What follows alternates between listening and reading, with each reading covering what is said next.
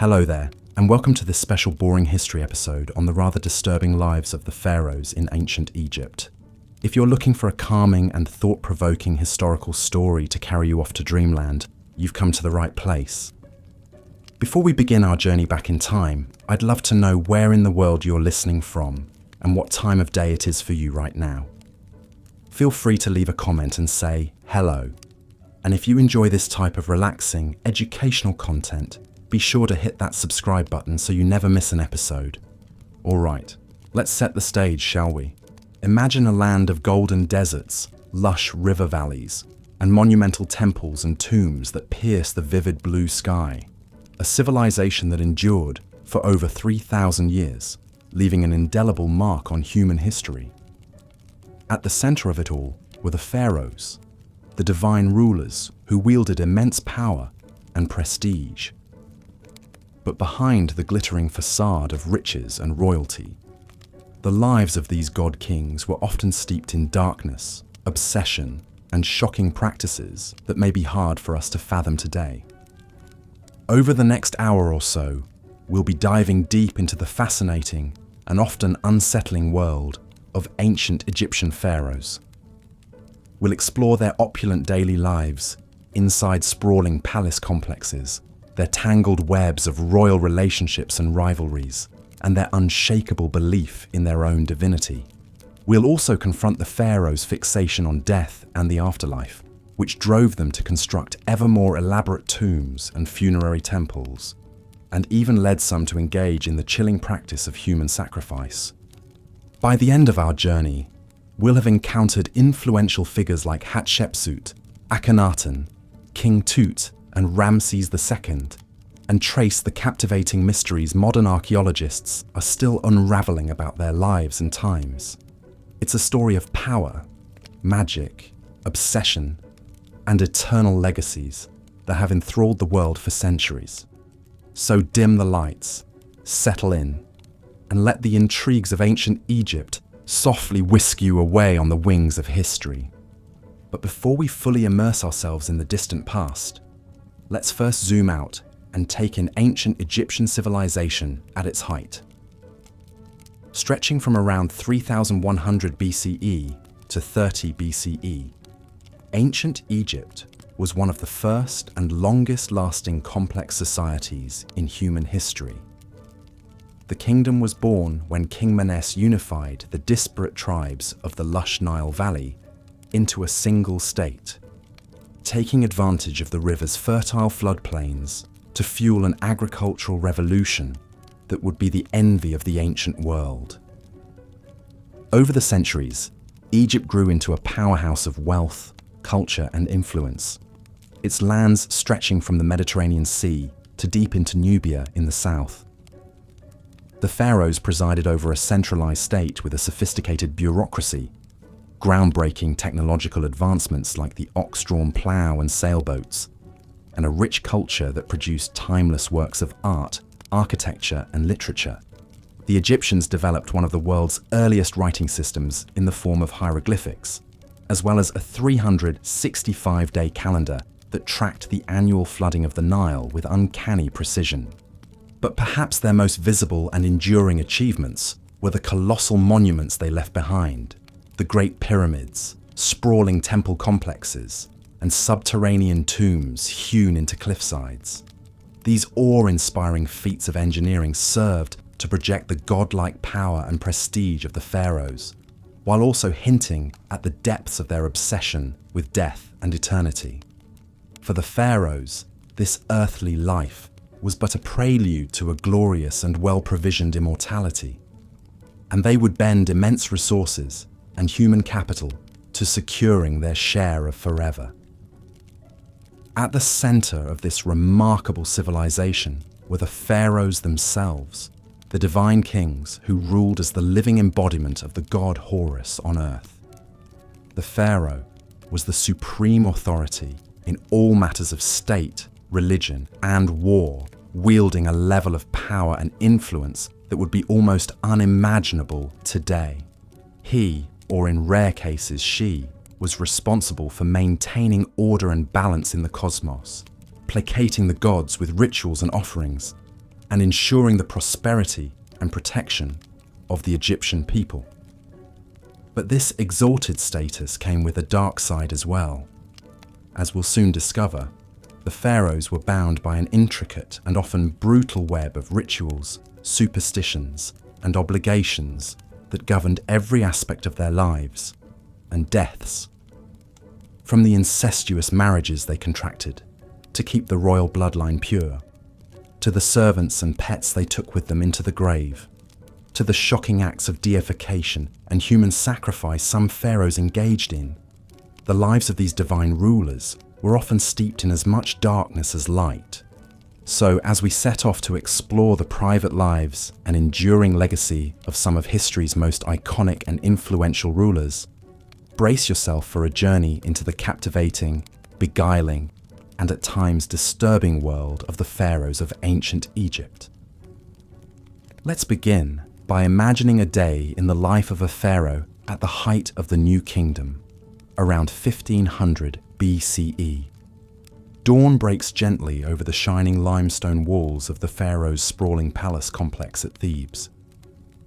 The king and his entourage are roused from their sleep by the soft sound of blind musicians serenading the sunrise, as barefoot servants pad silently through torch-lit halls, bearing trays of delicacies to break the royal fast.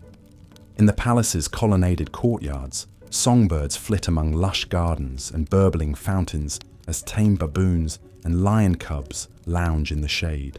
The pharaoh emerges from his bedchamber accompanied by a coterie of body servants who have spent the last hour attending to his elaborate grooming regimen.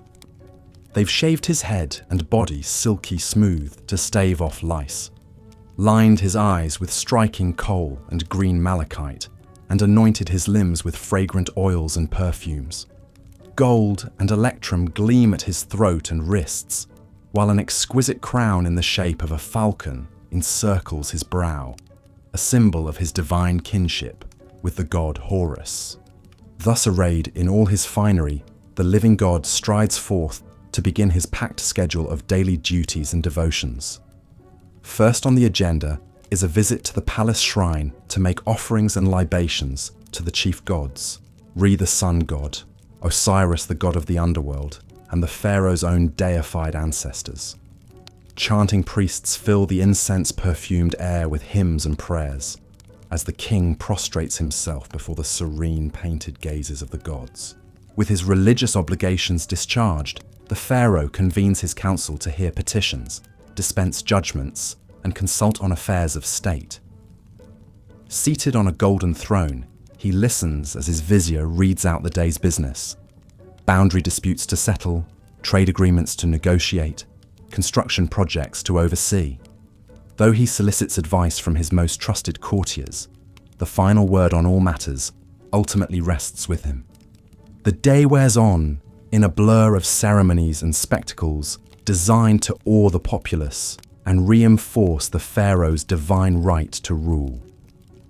The king processes through the city in a magnificent chariot, the cheers of his subjects rising like a wave as he showers them with gifts of gold and grain. He officiates over the ritual opening of a new temple, driving in the first peg with a golden mallet as priests chant incantations to seal the sacred space. But even in these moments of public triumph, an undercurrent of dark superstition and obsessive ritual runs beneath the surface. The pharaoh is careful to always enter a room right foot first to ward off evil spirits. He eats only with his left hand, reserving his right for communing with the gods. And he never, ever allows his shadow to fall across a priest or a statue of a deity, lest he incur divine wrath that could bring ruin upon the kingdom. As Re's fiery orb sinks slowly toward the western horizon, the pharaoh retires to his private quarters for a few snatched moments of relaxation before the evening banquet. Lithe dancing girls sway sinuously to the strains of harps and lyres, while the king sips date wine from a golden goblet and contemplates the finer points of theology with his advisors. But even in repose, the spectre of death and eternity are never far from his mind. For the pharaoh knows that this mortal life, however opulent and godlike, is but a fleeting dream compared to the glorious forever that awaits him in the field of reeds.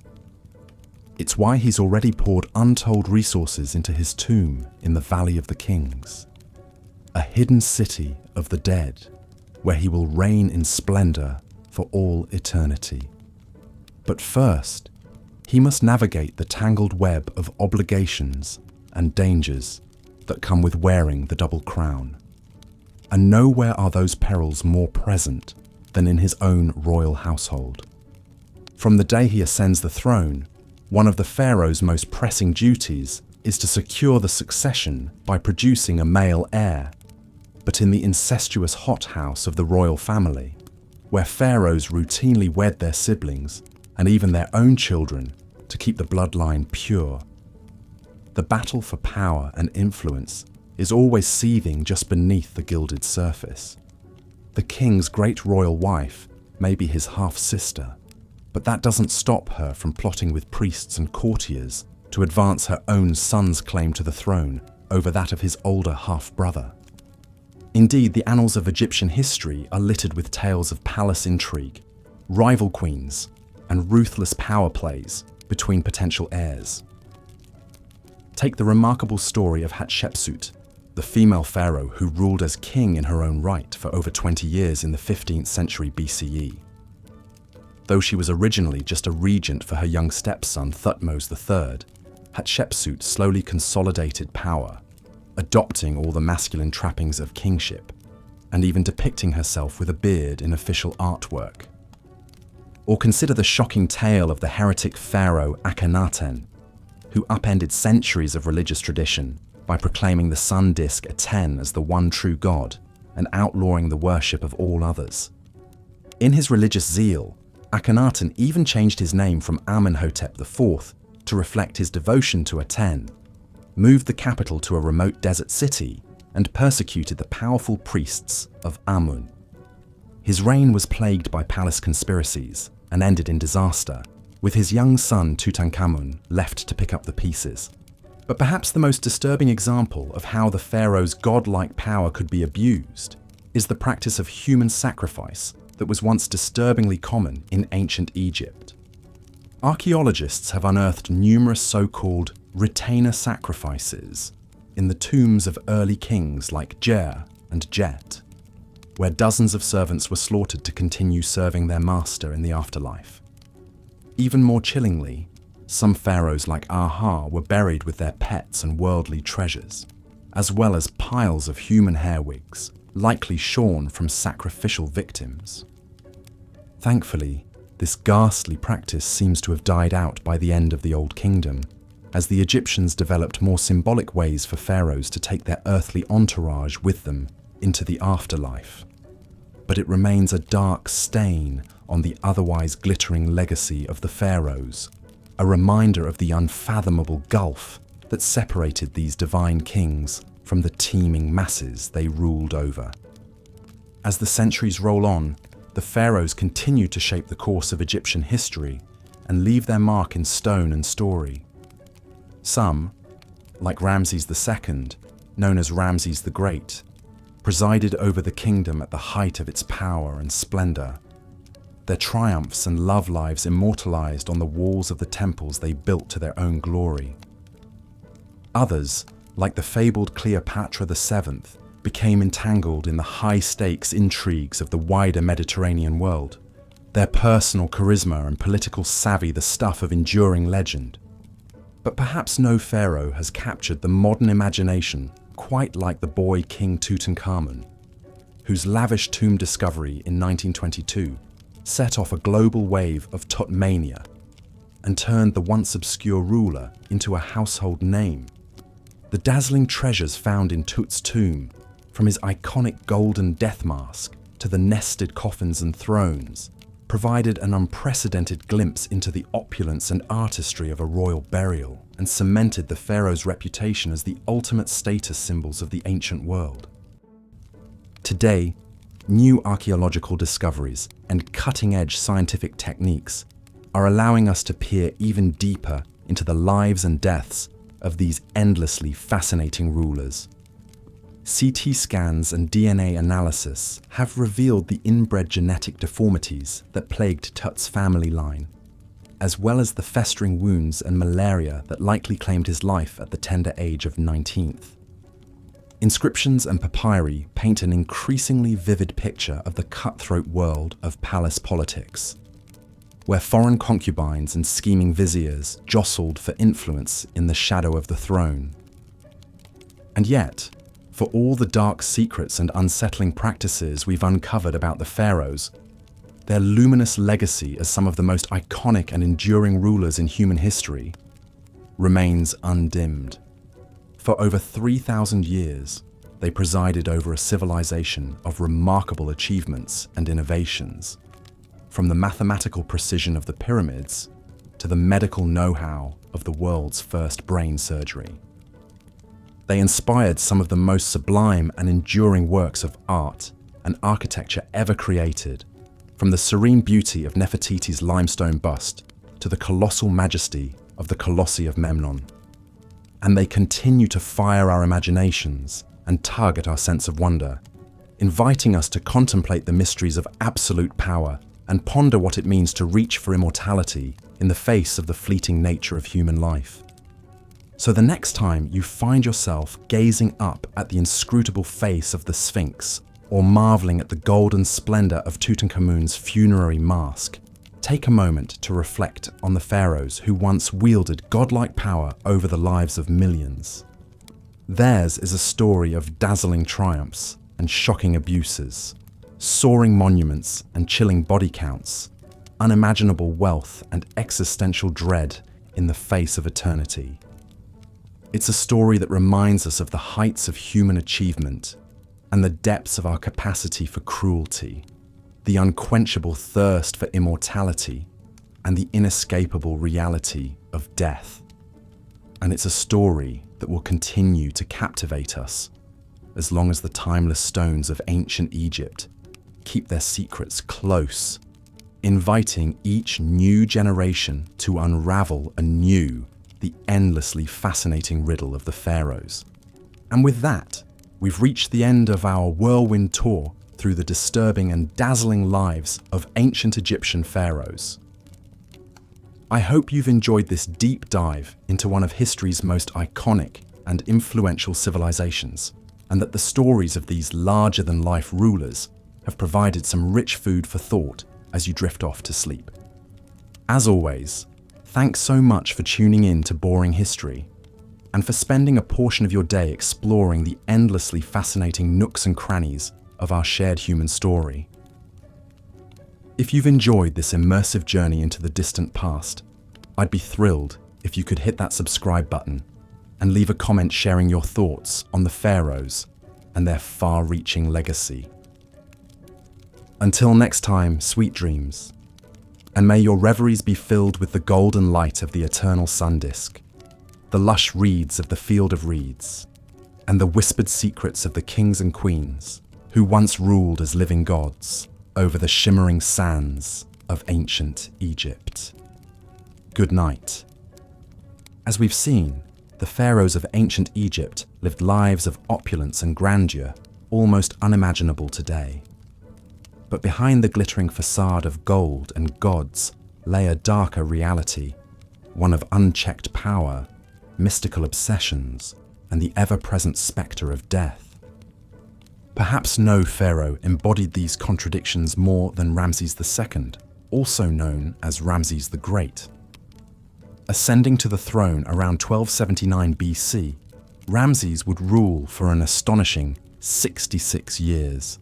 One of the longest reigns in Egyptian history. He presided over an era of great prosperity and embarked on a massive building campaign, erecting temples, obelisks, and statues across the empire. The sheer scale and grandeur of these monuments were meant to awe his subjects and proclaim his divine power for all eternity. But Ramses II's thirst for glory and immortality knew no bounds. He fathered over 100 children with a vast harem of wives and concubines. He didn't hesitate to deface or outright destroy the temples and monuments of previous rulers, replacing their names and images with his own in a brazen act of propaganda. Even the colossal statues he erected of himself, some towering over 80 feet tall, were exercises in deified narcissism and self-aggrandizement. Yet perhaps most disturbing were the measures Ramses took to ensure his own afterlife. His sprawling tomb complex, the Ramesseum, included a massive funerary temple served by an entire city of priests, artisans, and slaves. Ramses spared no expense furnishing his eternal resting place, packing it with unimaginable treasures, golden chariots, exquisite furniture, intricately carved alabaster vessels. Even his beloved pet lion was mummified to accompany him. But Ramses didn't stop there. Recent excavations suggest that many of the pharaoh's household staff, including his concubines, were ritually sacrificed upon his death so they could continue serving him in the afterlife. The remains of these victims paint a grim picture, their bodies posed as if still waiting hand and foot on their master, now an eternally divine king. It's a chilling reminder of just how far ancient Egyptian rulers were willing to go in their quest for immortality and godlike power.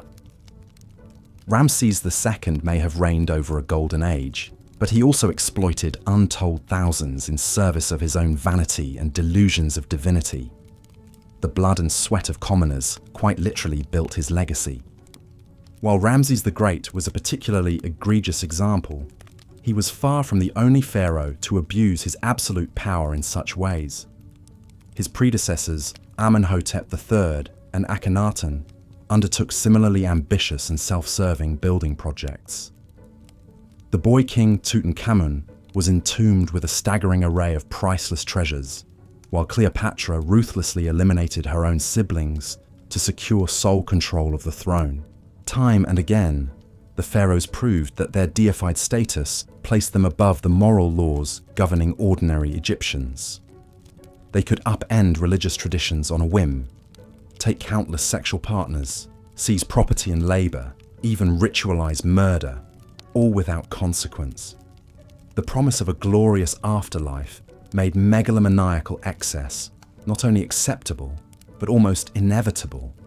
But in the end, the pharaohs discovered what all tyrants must, that no mortal, no matter how powerful, can escape death.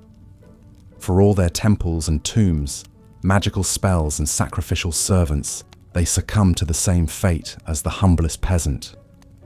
Their mummified bodies and worldly possessions gathered dust in the darkness, while their empire declined and their gods were forgotten. The cautionary tale of the pharaohs still resonates in our modern world of would-be strongmen and self-styled demigods. Those who believe themselves above the common bonds of morality and mortality would do well to remember how the mightiest rulers of ancient Egypt met their ignominious ends. For the great leveler comes for kings and commoners alike. A humbling lesson, 3,000 years in the making. As we close this chapter on the disturbing lives of ancient Egypt's god-kings, one can't help but marvel at all that's been lost to the devouring sands of time. We may have unearthed their treasures and unraveled some of their secrets. But so much remains unknown about this captivating civilization that built wonders and banished moral constraints. Perhaps, as archaeologists chip away at the layers of history, we'll come to an even clearer understanding of the shadows behind the pharaoh's dazzling reign. A deeper knowledge of what drove these divine rulers to such heights of power and depths of depraved self-obsession. Until then, they'll continue to haunt our imaginations, spectacular, sphinx-like, cloaked in gold and mystery. We can only guess at what other chilling revelations lie buried in the Valley of the Kings, waiting to see the light of day once more. Tales of tyrants and god-kings, faded to dust and etched in eternity. A reminder that even the grandest of empires and most glorified of rulers can't escape time's inexorable march. So, as we drift off to sleep, our heads filled with gilded sarcophagi and whispering spirits. Let's ponder the enduring allure of these ancient royals who held the power of life and death, heaven and earth, in their manicured hands, and be thankful perhaps that their like will never walk among us again, divine, decadent, and undone by their own towering egos. The next morning would see the pharaoh embark on his daily routine of religious duties and governing.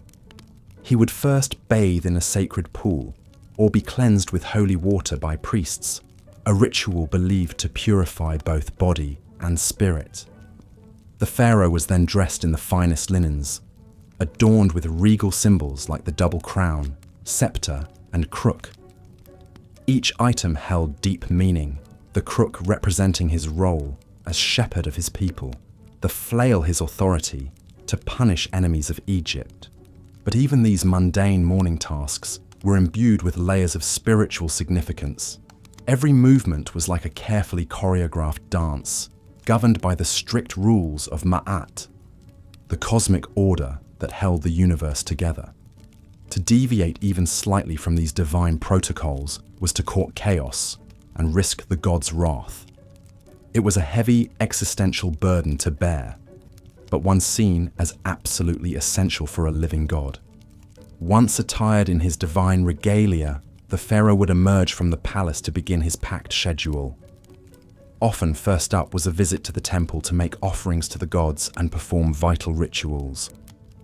As the high priest of every temple, his role was to gratify the gods and secure their continued blessings for Egypt.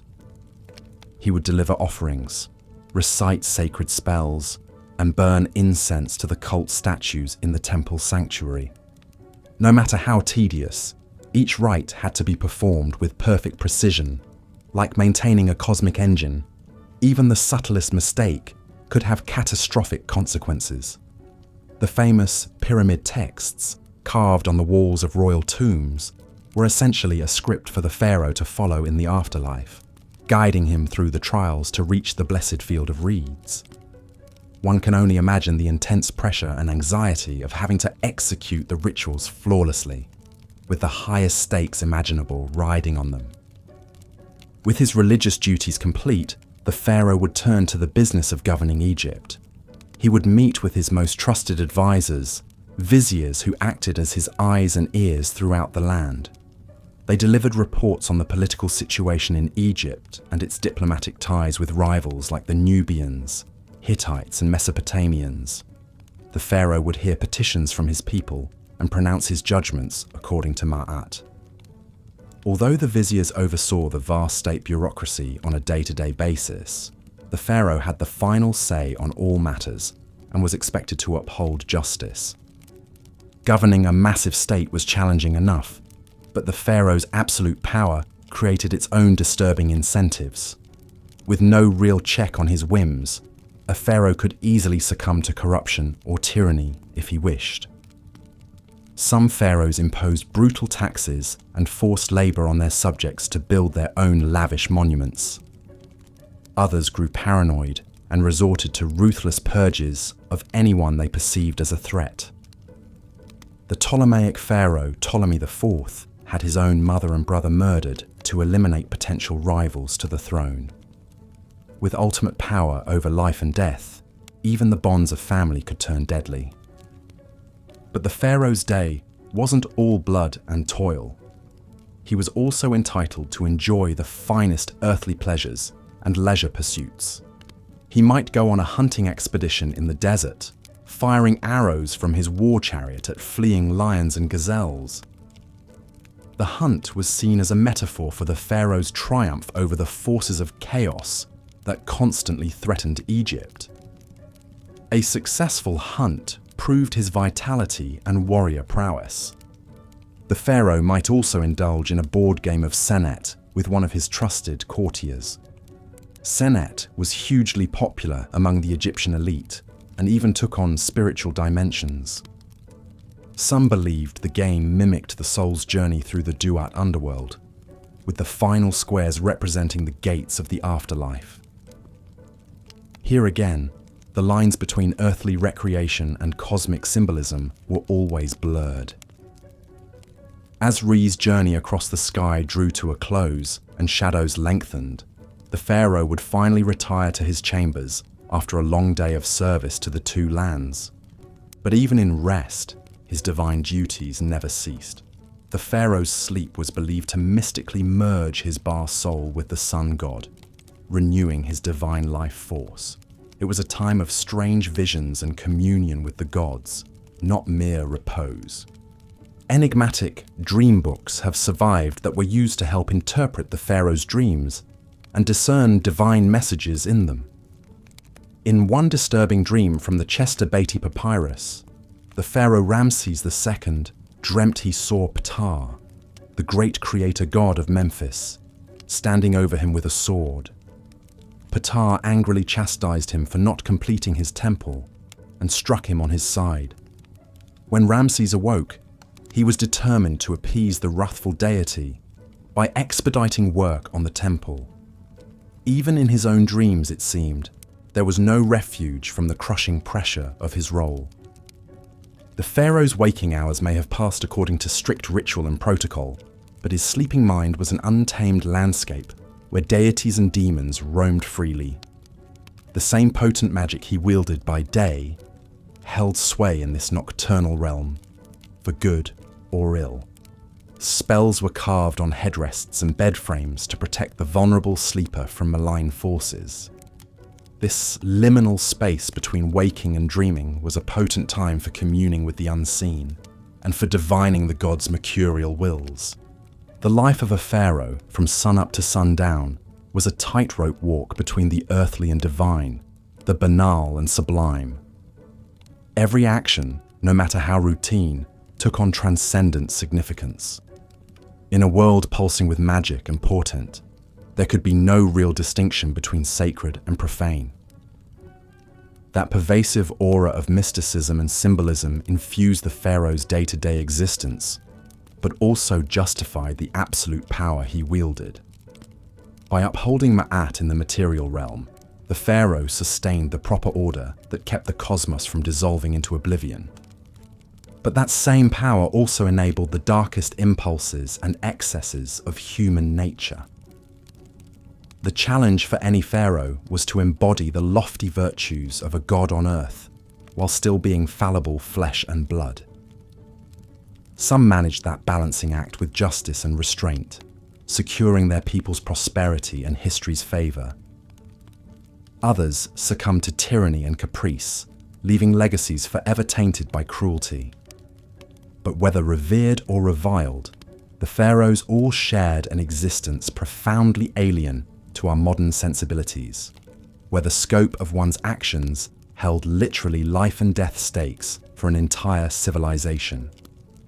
The pharaoh's day typically began at sunrise with a ceremonial cleansing by priests, followed by a grand procession out to the main temple for ritual offerings and worship. As a living god, this direct link to the divine was the pharaoh's most vital duty, necessary to maintain Ma'at. He would present statuettes of himself as offerings and libate wine, milk, and other precious liquids before the gods. Incense would be burned, prayers recited, and sacred magic enacted through liturgies and hymns. After the morning rituals, the pharaoh would attend to the business of state, receiving ministers' reports, settling legal cases, and issuing decrees on everything from irrigation projects to mining expeditions. He would also engage in more ceremonial duties as the day progressed, from officiating over agricultural festivals to commissioning monumental building works in his name. The pharaoh's workday was interspersed with breaks for meals, recreation, and rest. Meals were sumptuous affairs, with the pharaoh entitled to the choicest cuts of meat, the freshest produce from palace gardens, and delicacies like honey, figs, and dates. Servants would swat flies with long fans and offer water to wash. Recreation might include hunting, board games like Senet, or watching performances by musicians, dancers, and acrobats. Some pharaohs enjoyed swimming in palace pools, or taking a languorous barge ride down the Nile. But even in leisure, there was little respite from ritual and responsibility. If the pharaoh opted for a pleasure cruise, it would be aboard a gilded barge hung with fluttering pennants, rowed by crews of servants as he relaxed under a canopy with his family and courtiers. If he retired to his harem for the evening, he was still expected to spend time with his great royal wife and produce heirs to secure the dynasty. The God King's life was a goldfish bowl of relentless public scrutiny and expectation. While the pharaoh's magnificent surroundings and godlike status may seem enviable, it was in truth an intensely demanding and precarious existence. The smallest lapse in upholding Marat, whether ritual or moral, could unleash the furies of fate upon the entire land. He was like an acrobat crossing the Nile on a gossamer thread, poised between the earthly and the eternal. The burden of his office was an exhausting marathon of pageantry and weighty decisions, with the highest possible stakes in play. As the pharaoh finally retired for the evening, borne aloft on a gilded palanquin to his royal bedchamber, the day's exertions would take their toll. Falling into a dreamless sleep, he could at last slip the yoke of ritual and protocol, however briefly. In the morning, the great wheel would turn once more, and the demigod would re-emerge to greet the rising sun. But in those darkest hours before dawn, the pharaoh's chamber was a hushed sanctum of shadows and murmuring breaths, of stillness and quiet. Here, in night's forgiving embrace, he was merely human once more. Royal relationships and rivalries. The ancient Egyptian royal court was a hothouse of political intrigue, power plays, and Machiavellian machinations. At its apex was the pharaoh himself, the nucleus around which courtiers, officials, priests, and supplicants all revolved like planets around the sun. But the pharaoh was far from alone in his gilded cage. From incestuous marriages to murderous feuds, the intimate relationships and seething rivalries of the royal household were an eternal wellspring of drama to rival any soap opera. The women who surrounded the pharaoh were some of the most influential and intriguing figures in the palace. Foremost among them was the great royal wife, the queen who was meant to be the pharaoh's favorite consort and chief partner in ruling Egypt. Many queens wielded substantial power in their own right, with some like Nefertiti and Hatshepsut even eclipsing their husband's authority. Nefertiti, the legendary beauty and great royal wife of the oddball pharaoh Akhenaten, may have reigned as a full-fledged co-ruler beside him during the height of the Amarna period's religious upheaval. She vanished mysteriously from the record in Akhenaten's final years, but some tantalizing clues hint that she may have even succeeded him as the shrouded pharaoh Smenkhkare. The jury's still out on that enigma. Hatshepsut's unprecedented power play was even more dramatic. As the royal daughter, wife, and mother of kings, Hatshepsut was uniquely poised to make her move when her young stepson Thutmose III inherited the throne. First serving as his regent, Hatshepsut soon assumed the full titles and regalia of a king in her own right, dropping the feminine endings from her royal name. For over 2 decades, Egypt had a female pharaoh in all but anatomy, dominating a time of immense prosperity and monumental building. Only after her death did Thutmose III emerge from the shadow of his formidable stepmother. But being the pharaoh's chief wife and queen was no guarantee of an easy life. In a polygamous palace, the queen always had to stay on her toes to maintain her influence and guard against rivals. One of the most infamous examples was the bitter war between Ramses II's chief queen Nefertari and the secondary wife Isetnofret, mother of the heir apparent. Court gossip gleefully chronicled how the two powerful women schemed ceaselessly against each other, using everything from lavish banquets to slanderous graffiti to sway the pharaoh's favor. The stakes in this Game of Thrones were immensely high, as queens vied to secure the succession for their own sons. Isetnofret ultimately triumphed, living to see her son Meneptah take the throne, but only after decades of cutthroat intrigue. Such vicious rivalries between a pharaoh's wives were par for the palace course. Incest was another queasy quirk of royal marriages, seen as essential to safeguarding the sacred bloodline. Pharaohs often married their sisters, daughters, and even mothers in an attempt to keep the royal lineage as pure as possible. The Greek Ptolemaic dynasty took this to extremes, with the family tree knotting back on itself in a snarled tangle of repeated incestuous unions. Cleopatra VII, the most famous Ptolemy of all, was actually the product of at least 3 generations of uninterrupted brother-sister marriages. Her family seemed to be competing to rack up the most convoluted incestuous relationships, with uncle-niece and even double-sibling matches thrown in for good measure. Ironically, all this incestuous inbreeding may have produced the genetic quirks and mental instability that ultimately doomed the dynasty. But incest in the royal family wasn't just a Ptolemaic phenomenon. It was an age-old custom dating back to the mythical origins of Egyptian kingship itself. The pharaoh was seen as the earthly embodiment of Horus, the divine son of Osiris and Isis, a brother-sister pair who also happened to be husband and wife.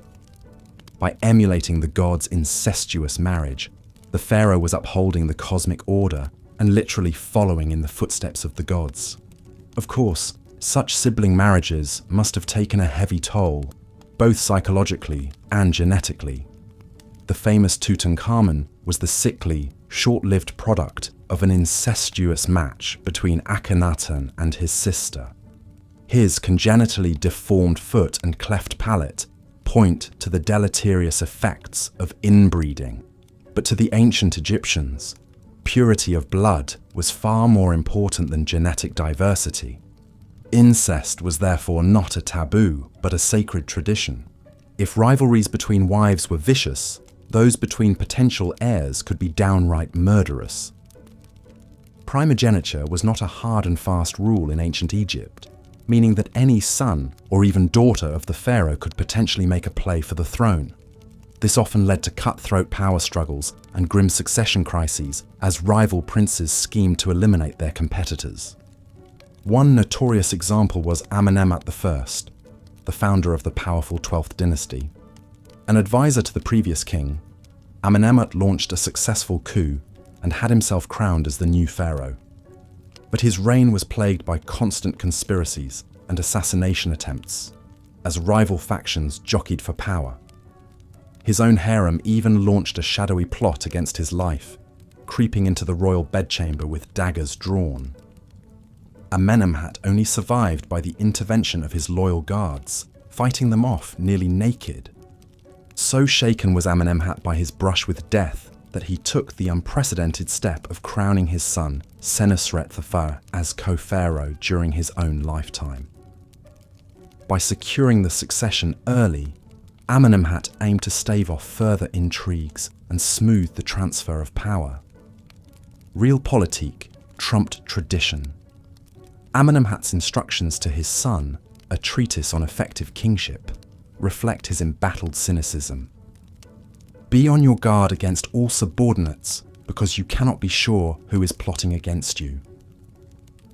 Perhaps the ultimate example of a royal rivalry turned deadly was the grim fall of Ramses III, the last great pharaoh of the New Kingdom.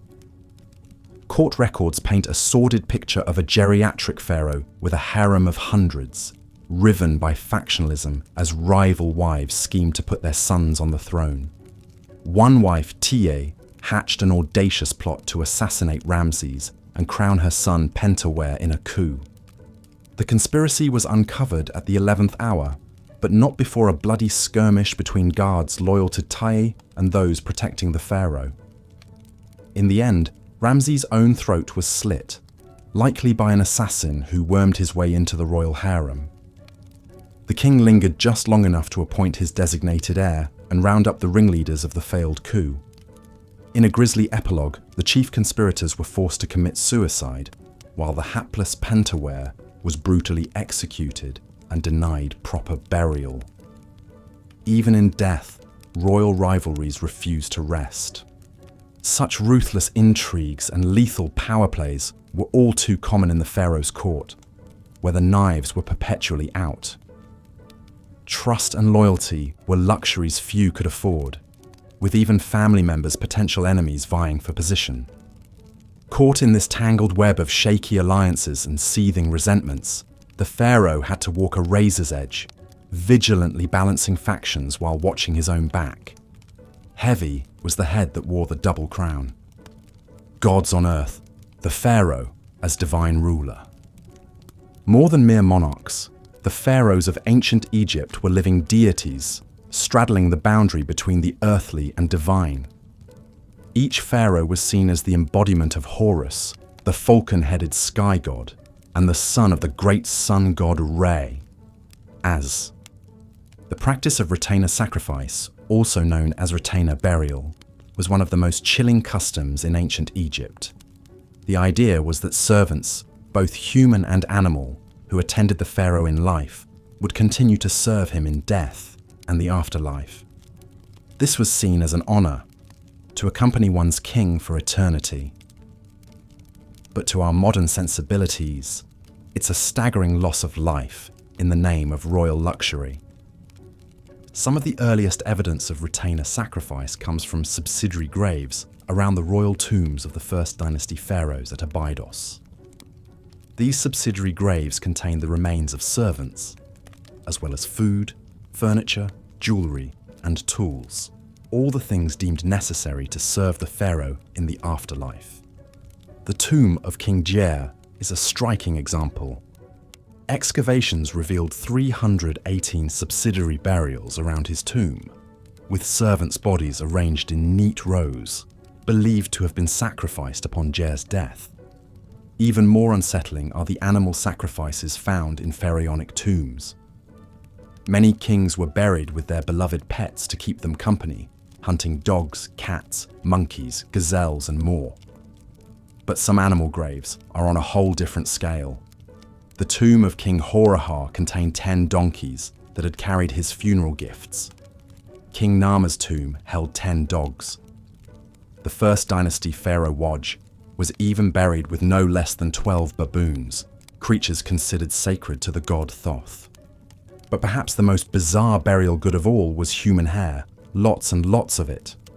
Archaeologists uncovered a staggering 30 million animal mummies and 80 tons of human hair in a series of vast catacombs beneath the Temple of Anubis at Saqqara. Much of this hair is believed to have been shorn from servants and offered to the jackal-headed god of embalming as a plea for the deceased pharaoh's safe journey to the afterlife. As staggering as these numbers are, it's important to note that human sacrifice was not constant throughout ancient Egyptian history. It seems to have been practiced only in the early dynastic period, phasing out as mummification and more symbolic burial goods took precedence. By the time of the New Kingdom, human sacrifices had disappeared, replaced by Shabti figurines meant to magically come alive and act as servants in the afterlife. Still, those early royal tombs with their grim galleries of subsidiary burials leave a lasting and haunting impression. They speak to the absolute power of the pharaohs and the value placed on their post-mortem comfort above all else. Even in death, the pharaohs commanded the living. Their sacred status meant their journey to the afterlife was all that mattered, no matter how many had to die to ensure it. This is perhaps best summed up by the inscription on the tomb of the 6th dynasty courtier, Reni the Elder. He proudly describes his role in building the royal tomb, saying, "His Majesty sent me to Ebet to bring the sarcophagus with its lid, and the costly, august pyramidion for the pyramid called Mernara Shines and is Beautiful of the Queen. I did it all in the completeness and exactness which His Majesty loves." The pharaoh's eternal resting place was paramount, sparing no expense, effort, or life. But not all pharaohs clung to these dark, sacrificial practices. The reign of Akhenaten, the controversial king who upended Egyptian religion by worshipping only the sun disk Aten, is notable for its lack of evidence of human sacrifice. Akhenaten moved the capital to a new city, Akhetaten, known today as Amarna. Here he built a royal tomb with no subsidiary graves, perhaps signaling a shift in funerary customs to match his religious reforms. However, Akhenaten's changes were short-lived. After his death, his son Tutankhamun and successors returned to the old gods and traditional practices. Tut's own famous tomb, discovered in 1922, was stocked with all the traditional grave goods and mummified remains of his several stillborn daughters. Though not sacrificed in the old way, these children still accompanied him to the afterlife as eternal reminders of his divine blood. And so, even as human sacrifice waned, the pharaonic obsession with the afterlife never did. The mummification process grew ever more elaborate, with pharaohs like Seti the Firm and Ramesses II going to their eternal rest in multi-room, hidden tombs filled with every earthly treasure. They were still meant to live forever as gods among the gods, even if their retinue of ghostly servants was now rendered in wood, clay, and stone, rather than flesh and blood. This enduring belief in the pharaoh's divinity, in earthly eternity attained, is perhaps their most lasting legacy. Long after their tombs were looted and bodies scattered, the pharaohs are still with us, resurrected in our history books and museum galleries. We still speak their names: Khufu, Nefertiti, Hatshepsut, Tutankhamun, and marvel at their monuments. They built for eternity, and in many ways they achieved it, though not as they might have imagined. For the pharaohs, eternal life was a given, a birthright of their divine status. For their subjects, the afterlife had to be earned through service, both in this life and the next.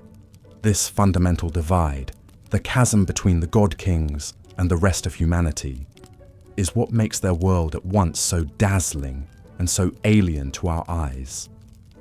It was a world where one person, by accident of birth, could command the living and the dead, move mountains and rivers, and shape the very landscape of eternity.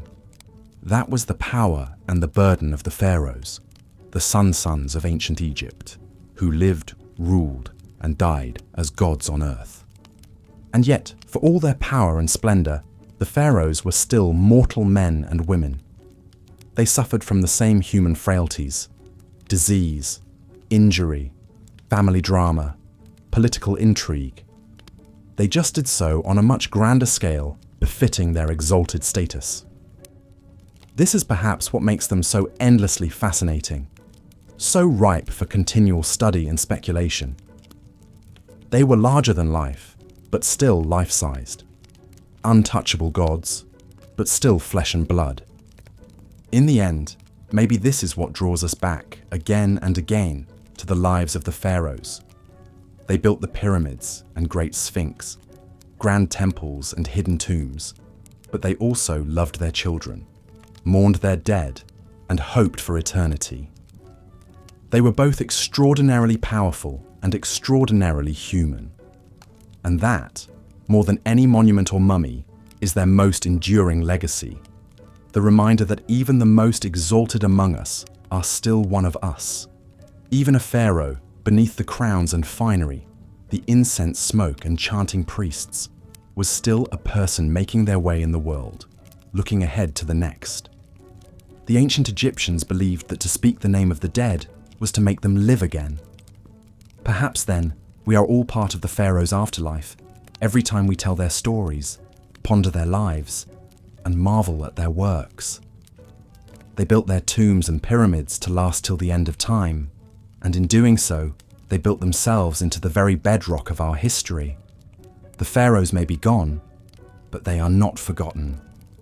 They live on in our collective memory, as real and vivid as the paint on their tomb walls. And so we keep them, and their extraordinary, disturbing, dazzling world, alive, now and for all eternity. And so we lay the pharaohs to rest as they were laid to rest so long ago, with reverence, with wonder, and with the whisper of their names echoing down through the ages. Sleep well, god kings and queens of the Nile. May your car endure your bar take flight, and your stories be told for all time. And thank you, dear listener, for accompanying us on this journey into the distant past. May the peace of the Pharaohs be with you, and may your dreams be as sweet as the lotus blossoms on the Nile. Good night. The immense power and influence wielded by the ancient Egyptian pharaohs is truly mind-boggling to contemplate, even thousands of years later. As both divine figures and absolute monarchs, these god-kings lived lives of luxury and excess that would be unimaginable to the average person. But hand in hand with their privileged status came a darker side, one full of deadly intrigues, power-hungry machinations, and disturbing practices that reveal the heavy burden and often twisted realities of sitting on the throne of Egypt. It was a gilded cage in many ways. Take, for example, the pharaoh's daily routine. While it may have been filled with the finest foods, servants attending to every whim, and leisurely pursuits like hunting, boating, and board games, it was also rigidly prescribed by religious duties and superstitious rituals. Every aspect was governed by a desire to maintain Mat, the proper order of the universe. So a pharaoh couldn't simply wake up and do as he pleased. There were temple rites to perform, offerings to make, and a pantheon of gods to appease. The Egyptians believed that the pharaoh had to carry out these rituals in order for the cycles of nature, like the life-giving Nile floods, to continue. That's a heavy responsibility to bear. Even the pharaoh's personal grooming was laden with meaning. Washing in sacred water from the Nile, shaving their heads and donning copious amounts of perfume, makeup and jewelry wasn't just about vanity. It was a way of setting themselves apart, of embodying the divine on earth. And it didn't stop at appearances. Practically every minute of a pharaoh's day was scheduled and accounted for, from petitions and offerings in the morning to touring building projects and consulting with advisors in the afternoon. Even their moments of rest and leisure in the evening were shaped by tradition and the need to be seen as more than human. The pressure to live up to this superhuman ideal must have been immense, and it bred more than a few pharaohs who, drunk on power and self-aggrandizement, took things to dark and disturbing extremes in their quest to be the supreme ruler on both earth and in the afterlife. You can see this most clearly perhaps in the kind of megalomaniac building projects that pharaohs undertook. Not content with your average tomb or memorial temple, some commanded their subjects to toil for decades on massive, glorious monuments to themselves. The Great Pyramid of Giza, one of the 7 wonders of the ancient world, is a perfect example. This was commissioned by the pharaoh Khufu around 2550 BC. Standing over 480 feet tall and comprised of over 2 million limestone blocks, it was the tallest man-made structure in the world for almost 4,000 years. The logistics and labor that went into building Khufu's pyramid are staggering to contemplate. Stones weighing an average of over 2 tons had to be quarried, transported, and assembled with absolute precision using only primitive copper chisels, bronze saws, wooden rollers and sleds, ramps, levers, and pulleys. Experts estimate it took over 20,000 workers and as long as 27 years to complete. And for what? All to house the corpse of one man and ensure his safe passage to the afterlife. It's an astounding, and some would say appalling, display of power and self-aggrandizement. Not to mention that life was incredibly harsh for the armies of workers who built pyramids like Khufu's. They may not have been slaves, as popular lore often suggests, but the back-breaking work took a serious toll.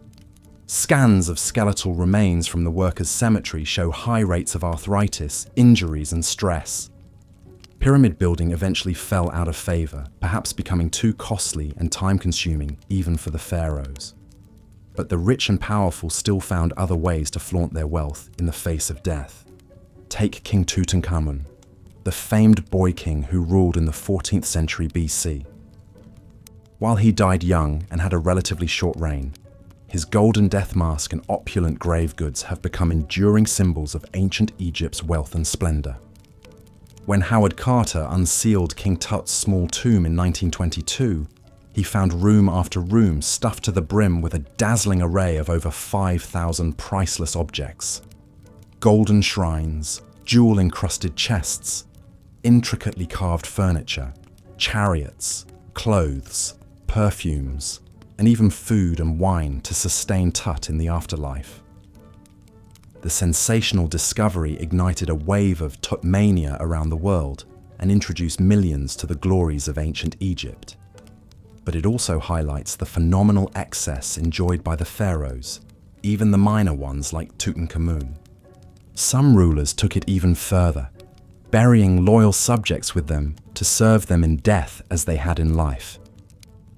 This is a practice known as retainer sacrifice, and evidence for it has been found in some of the earliest royal tombs, going back to the First Dynasty, around 3000 BC. In tombs at the royal burial ground of Abydos, archaeologists discovered the remains of court officials, servants, and even dogs arrayed around the pharaoh's sarcophagus and subsidiary graves. It seems these unlucky attendants were sacrificed to continue their duties in the afterlife, a disturbing reflection of how much the pharaoh's power extended beyond the grave. Thankfully, this practice seems to have largely died out by the Old Kingdom period, but the fact that it was ever condoned at all is a chilling reminder of the absolute godlike power ancient Egyptians invested in their kings. Even as mummification techniques became more and more refined, and the fabled Valley of the Kings filled with hidden tombs, the gulf between the pharaoh's eternal comfort and the lot of the average Egyptian couldn't have been starker. While the royals enjoyed gold, jewels, and linen wrappings in the afterlife, most people had to make do with a simple pit grave and a few humble trinkets, if that. The inequality was so stark, it's little wonder that tomb robbing became a constant scourge for Egyptian elites. Still, the promise of eternal life, however luxurious, was one that even the pharaohs couldn't always count on, as the fates of some of the most famous rulers attest. Take Ramses II, widely regarded as the greatest and most powerful pharaoh of the New Kingdom. His reign, which lasted an astonishing 66 years, from 1279 to 1213 BC, marked the peak of ancient Egypt's imperial power and prosperity. Ramses II, or Ramses the Great as he's often known, was a military leader who expanded Egypt's reach in Nubia, Libya, and the Levant. He was also a prolific builder who erected many grand temples, statues, and monuments. But for all his glory in life, Ramses II didn't exactly get the restful and dignified eternity he probably expected. His mummy has been moved and disturbed countless times over the millennia, as tomb robbers, priests, and archaeologists have all had a hand in its fate. When Ramses's mummy was finally unwrapped in 1886 by Gaston Maspero, the head of the Egyptian Antiquities Service, it was found to be in poor condition. The king's body was broken into pieces, many bones were missing, and a gaping hole in the skull suggested the work of ancient looters. Still, with his long aquiline nose, strong jaw, and shock of white hair, Ramses was an imposing figure even in death. His mummy is now on display at the National Museum of Egyptian Civilization in Cairo, a far cry from his original resting place in the Valley of the Kings, but no less a potent symbol of his enduring power and mystique. In the end, perhaps it's this very mystique, this mix of the marvelous and the macabre, the inspiring and the unsettling, that keeps us so fascinated by the pharaohs of ancient Egypt. They were larger-than-life figures who wielded immense power and wealth, but they were also mortal men, subject to the same fears, foibles, and fates as the rest of us. Peering into their lives, their triumphs and excesses, their vanities and vulnerabilities, is like holding up a mirror to the human condition. We see the heights to which we can ascend and the depths to which we can sink. We marvel at the ingenuity and artistry of an ancient civilization, even as we recoil at some of its more disturbing practices. Most of all, we come face to face with the stark realities of power, its seductions and its pitfalls, its uses and its abuses. The pharaohs may have ruled as gods on earth, but they were also prisoners of a system that demanded constant displays of strength, piety, and conspicuous consumption.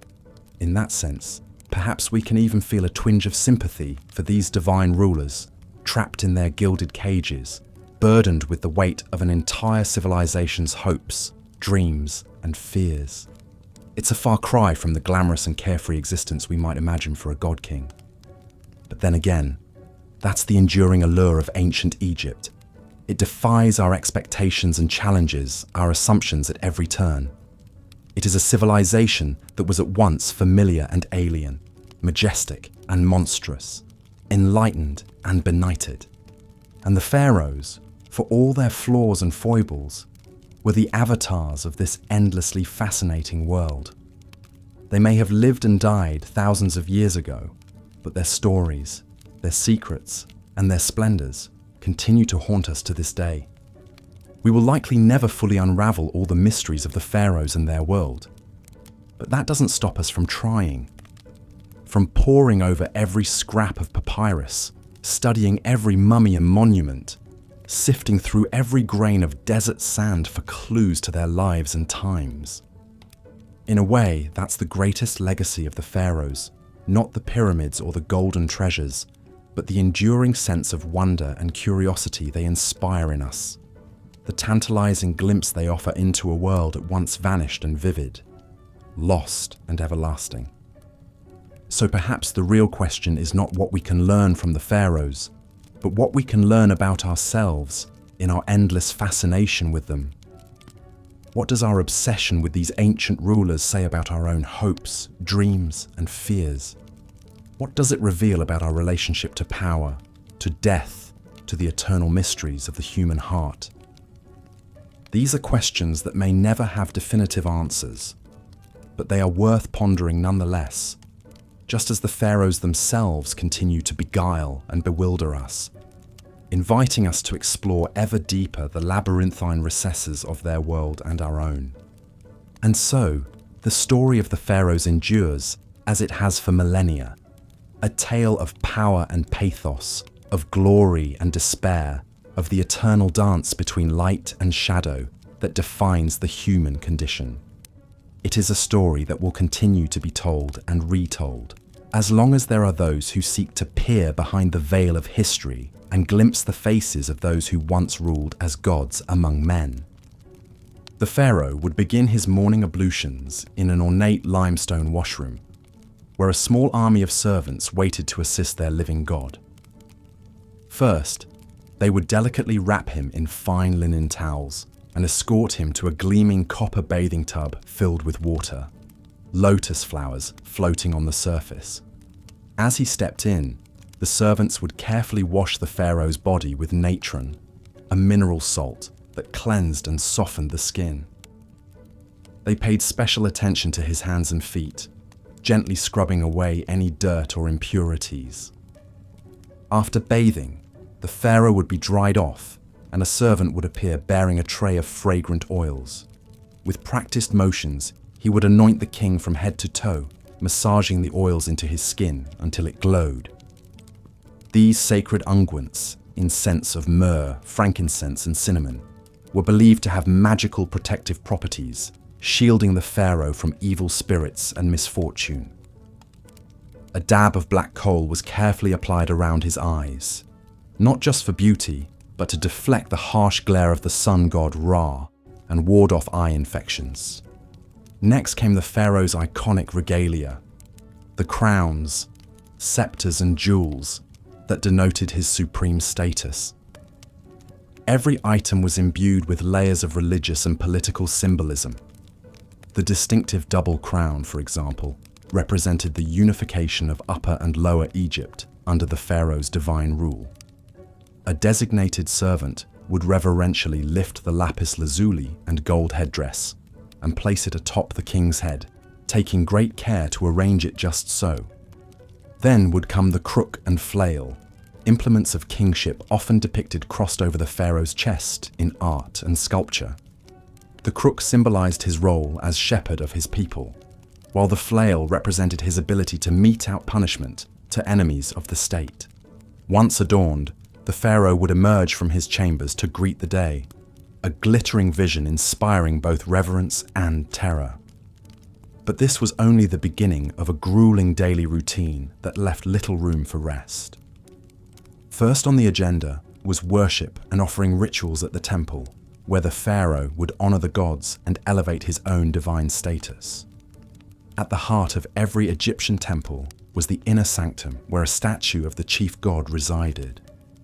Only the pharaoh and the high priests were allowed to enter this sacred space and perform the daily rites. The king would prostrate himself before the god's image, reciting prayers and burning incense.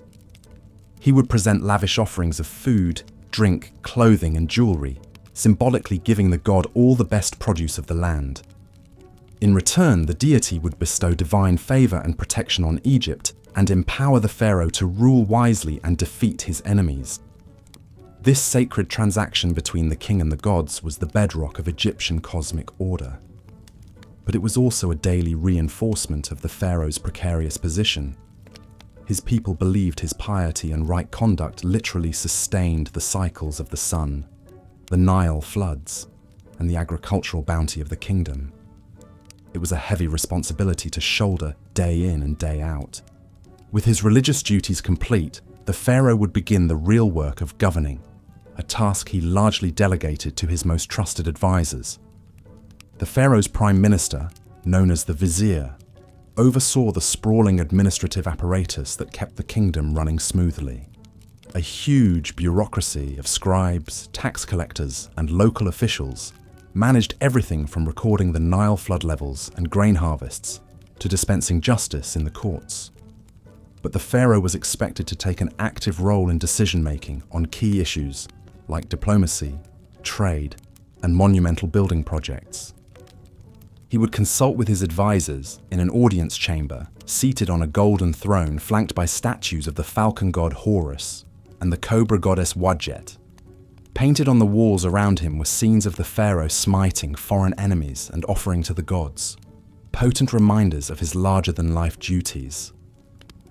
Seated at his feet on a dais would be his great royal wife, the queen who bore the next heir to the throne. The vizier and other courtiers would bow low before the royal couple, hands raised in supplication, awaiting their orders.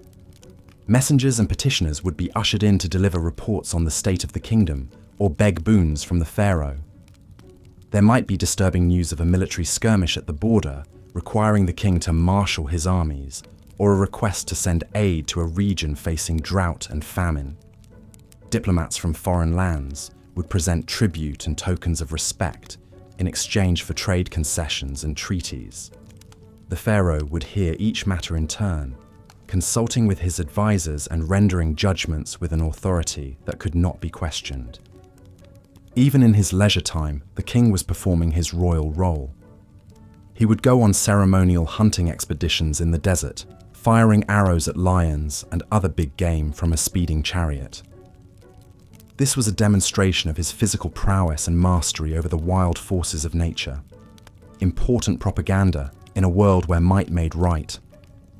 He would also preside over jubilant religious festivals, like the Opet festival celebrating the link between the pharaoh and the great god Amun-Ra. In a spectacular river procession, the pharaoh would accompany statues of the Theban triad of gods on a barge sailing down the Nile, as huge crowds thronged the banks to cheer them on. At the end of a long day, the pharaoh would retire to his private quarters, where he might indulge in more earthly pleasures. Many kings kept harems of secondary wives and concubines, in addition to their great royal wife. These women lived in a separate palace area, visited by the pharaoh whenever he desired. Some pharaohs, like Amenhotep III and Ramses II, had over 100 children from multiple wives, an extensive royal brood seen as a sign of the king's virility and divine favor. But even in these intimate moments, there was no escaping the religious and ritual significance woven through every aspect of the pharaoh's life. Having intercourse with his wives wasn't just a sexual act. It was a sacred rite, reenacting the creation of the cosmos by the gods.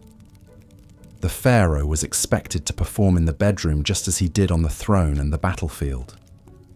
And the women who shared his bed, while pampered and privileged, also faced intense pressure to produce royal heirs, preferably sons. The stakes were high in a world where the succession of divine kingship was paramount.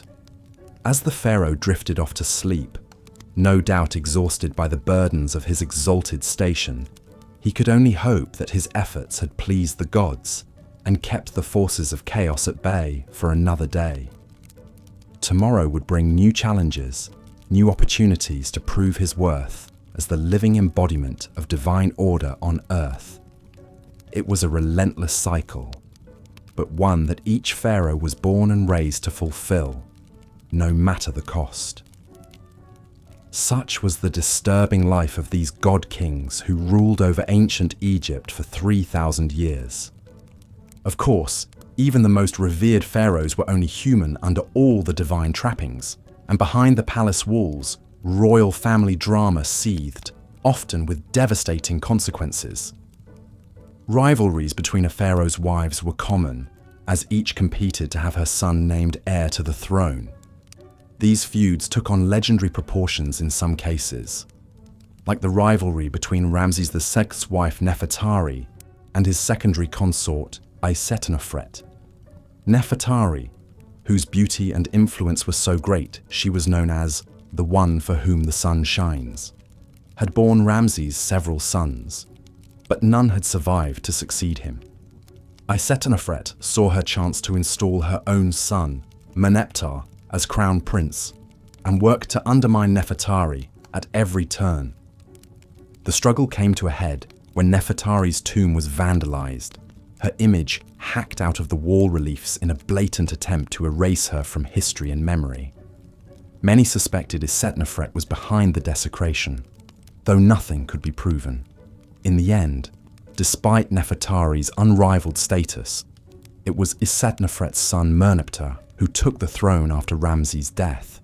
Such was the Game of Thrones played out in the pharaoh's court, where even the most beloved consort could fall victim to the ruthless machinations of her rivals. Even more scandalous were the rare but documented cases of incest within the royal family. The pharaohs believed their divine blood had to be kept pure at all costs, even if that meant marrying their siblings or even their own children.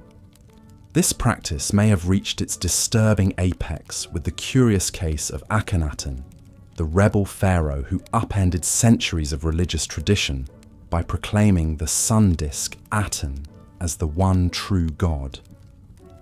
Akhenaten was already a strange and enigmatic figure, depicted in art with an elongated skull, spindly limbs, and feminine hips that have long puzzled scholars. But even more shocking was his unconventional choice of chief wife and queen, his own daughter, Ankhesenamun. Archaeological evidence suggests Ankhesenamun was born to Akhenaten and his first wife, Nefertiti, when they were both very young, perhaps as young as 12 years old. She would have grown up in her father's sprawling new capital city of Amarna, a surreal landscape dominated by the towering temples of the Aten sun disk. As she blossomed into a young woman, Ankhesenamun caught the eye of her father, who by then had proclaimed himself the living incarnation of the Aten and banned the worship of all other gods. In a move that must have scandalized the court, Akhenaten took his teenage daughter as his great royal wife, the pharaoh's consort who would rule by his side and bear his children. The union was immortalized in a series of intimate portraits carved into Amarna's limestone cliffs, showing the couple locked in romantic embraces, their bodies intertwined. These scenes, almost pornographic by ancient Egyptian standards, suggest an erotic charge to the relationship that went beyond mere dynastic calculation. What Ankhesenamun herself thought of her fate, we can only imagine. As a royal princess, she would have had little say in the matter. The marriage produced at least 2 daughters, but no surviving sons to inherit Akhenaten's throne. When the heretic pharaoh died after a 17-year reign, the Amarna experiment died with him. The old gods were restored, his capital abandoned, and his name erased from the king lists. The young widow Ankhesenamun vanished from the record. Her astonishing story buried until Amarna's ruins were rediscovered in the early 20th century. She has since become an object of fascination and speculation for historians, a symbol of the disturbing lengths to which some pharaohs would go to protect their godly bloodlines. Such was the strange and secretive world of the pharaoh's royal family, a hothouse of intrigue and power struggles played out against the backdrop of divine kingship. The pharaoh may have been worshipped as a god on earth, but he was also a man with all too human appetites and frailties, and those closest to him, the women and children of his household, often paid the highest price for their proximity to power. From incestuous marriages to murderous rivalries, the private lives of the pharaohs were every bit as dramatic and disturbing as their public reigns. But for all the darkness and dysfunction lurking behind palace walls, the pharaohs never lost sight of their ultimate obsession, their own divinity and immortality.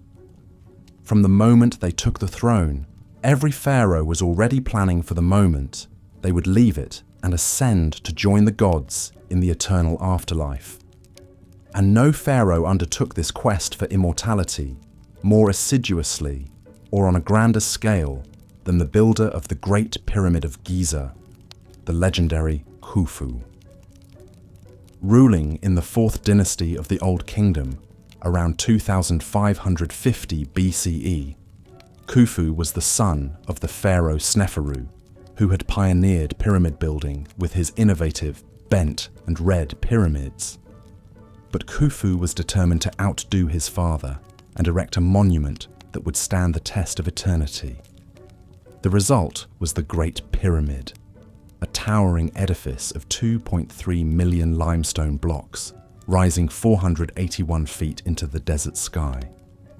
Even today, it remains the largest single building ever constructed by human hands, a testament to one man's monumental ego and the extraordinary lengths he would go to achieve immortality. The Great Pyramid was more than just a tomb.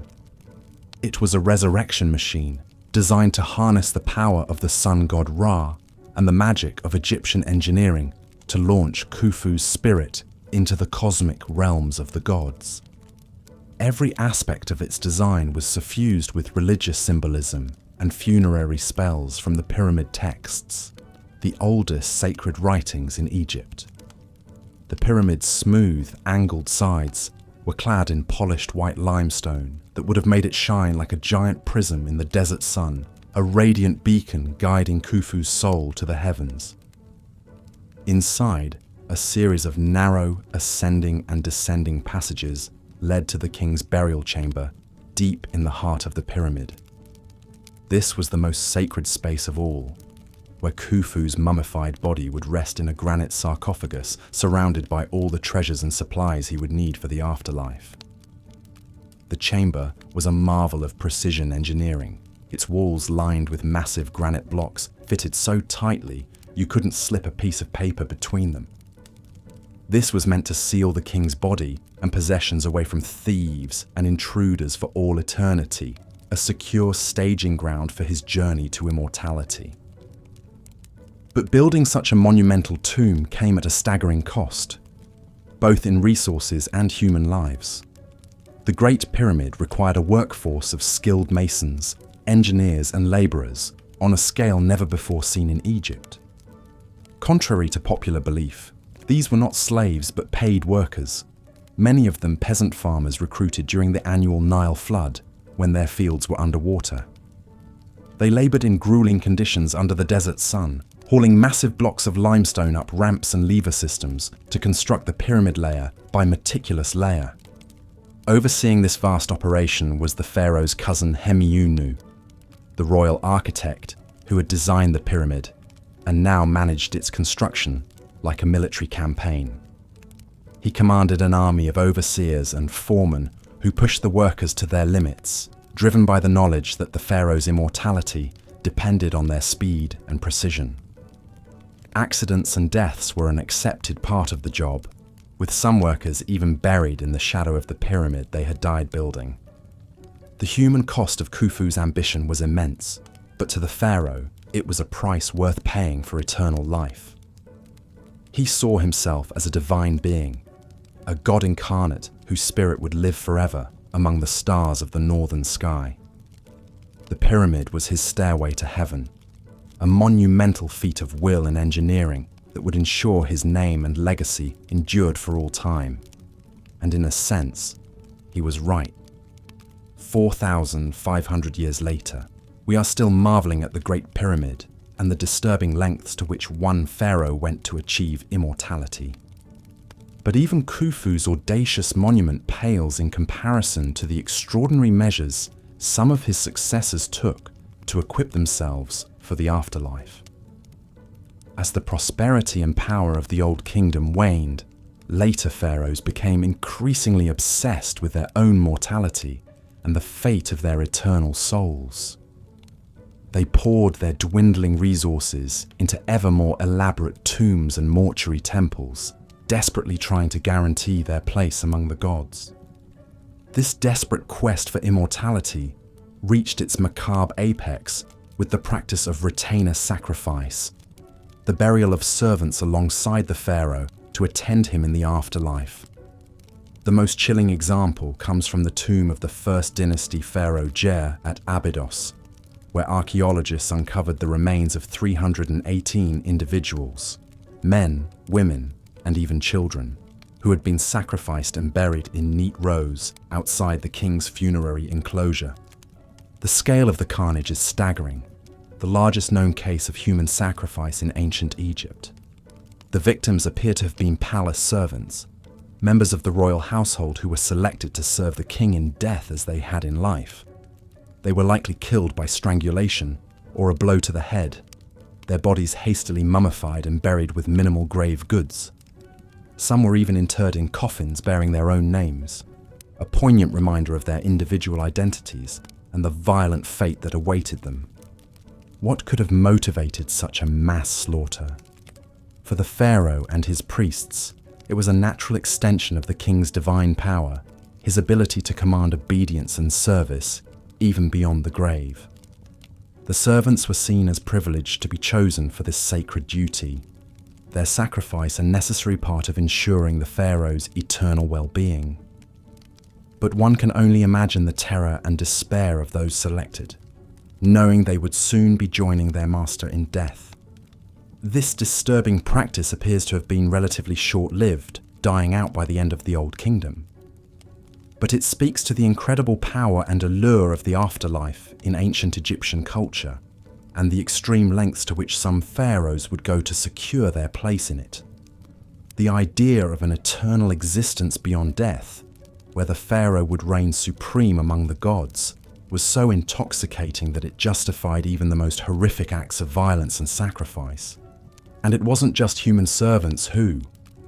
As the centuries passed, ancient Egypt's New Kingdom period gave way to the Late Period, a time of foreign invasions and rule by outside powers. The Libyans, Nubians, Assyrians and Persians all took their turn at the helm, wresting control of Egypt from native pharaohs. But perhaps no foreign power left quite as indelible a mark as Alexander the Great and the Greek Macedonian Ptolemaic dynasty he left in his wake. In 332 BC, Alexander the Great swept into Egypt, wresting it from Persian control. After being crowned pharaoh in Memphis, he founded the great seaside city of Alexandria, soon to become a cosmopolitan center of Greek culture and learning. But Alexander's reign as pharaoh was cut short by his untimely death in 323 BC. In the chaotic aftermath, his general Ptolemy Wunsota seized control of Egypt, installing himself as the first pharaoh of the Ptolemaic dynasty that would rule for the next 275 years. The Ptolemaic pharaohs were a fascinating fusion of Greek and Egyptian culture.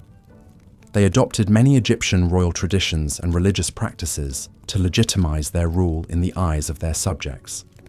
Ptolemy III's son and successor, Ptolemy II Philadelphus, even instituted worship of the deified Alexander, cleverly positioning the Ptolemies as successors to Alexander's divine rule. Yet at the same time, the Ptolemies remained resolutely Greek, marrying their siblings in the Egyptian royal tradition, but giving their children Greek names and hiring Greek architects to reshape Alexandria's landscape in the style of their homeland. One of the most audacious Ptolemaic building projects was surely the Pharaohs lighthouse, constructed on the orders of Ptolemy I Soter. Standing an astonishing 330 feet tall, this wonder of the ancient world guided ships into Alexandria's harbour with its blazing fire at night. The Ptolemies also built grand temples in the traditional Egyptian style, like the Temple of Horus at Edfu and the Temple of Isis on the island of Philae. But they added their own Greek flourishes, inscribing their names in hieroglyphs, but also Greek on temple walls. The most famous Ptolemaic pharaoh of all was of course Cleopatra VII, the last pharaoh of ancient Egypt. But the Ptolemaic dynasty's notorious incestuous marriages produced more than one ambitious, powerful queen over the centuries. Take Berenice II, wife of Ptolemy III Euergetes. When her husband left to fight in the Third Syrian War in 246 BC, Berenice vowed to the goddess Aphrodite that she would cut off her long, luxurious hair if Ptolemy returned home safely. And she made good on her promise, placing her shorn tresses in Aphrodite's temple. The hair later mysteriously vanished, but court astronomer Conon of Samos, perhaps trying to get back in the queen's good graces, claimed that Aphrodite had been so touched by the offering that she placed Berenice's hair in the sky as the constellation Coma Berenices, or Berenice's hair. The Ptolemaic pharaohs were also no strangers to court intrigues and power struggles.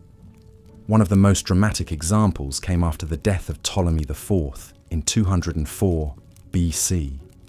His young son Ptolemy V, not even 6 years old, was next in line for the throne. But the boy king's regents, Agathocles and Sosibius, weren't about to give up their influence and power. They did the unthinkable, having the young pharaoh's mother, Arsinoe, murdered to secure their own positions. The common people, who had loved Queen Arsinoe, were outraged when they got wind of the sordid plot. They besieged the royal palace, dragging Agathocles and his family out and lynching them in the street. The grisly scene was a stark reminder that while the Ptolemaic pharaohs styled themselves as god kings, they were all too human and vulnerable to the wrath of their subjects. The Ptolemaic era was a time when much of the ancient Egyptian culture and religion we know today was compiled and recorded for posterity. The Ptolemies were great patrons of the arts, sciences, and literature. It was at the Great Library of Alexandria that Manetho, an Egyptian priest and historian, wrote his Egyptiaca.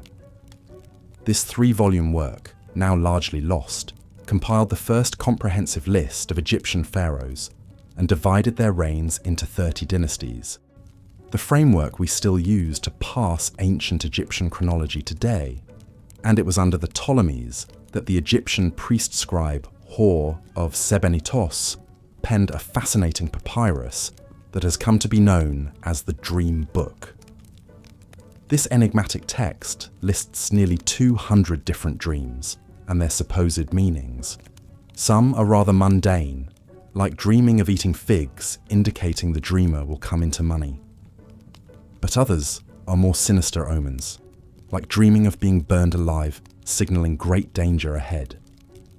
The Ptolemaic dynasty ended with the tragic demise of its most famous queen, Cleopatra VII, in 30 BC. After picking the losing side in the Roman Civil War between Mark Antony and Octavian, Cleopatra took her own life, allegedly by the bite of a poisonous asp, rather than be paraded through the streets of Rome as a war trophy. With Cleopatra's death, the long line of divine pharaohs finally came to a close, and Egypt became a province of the Roman Empire. But the 3,000-year legacy the pharaohs left behind still endures. Every magnificent monument, every golden tomb treasure, every tall tale recorded on temple walls or papyrus scrolls has kept their larger-than-life stories alive. The pharaohs built ancient Egypt into a flourishing civilization that has captured imaginations for millennia, and will likely continue to do so for as long as the pyramids still stand. The mystique of the pharaohs lies in how, even at the distance of thousands of years, they still seem to straddle the line between gods and mortals, the natural and supernatural. The truth is, the pharaohs were both extraordinary and all too human. They performed mind-boggling feats of engineering, artistic, and cultural achievement that have rarely been matched. But they could also be petty, superstitious, ruthless, and tyrannical. They were a bundle of fascinating contradictions, chasing immortality while grappling with all the flaws and frailties of being human.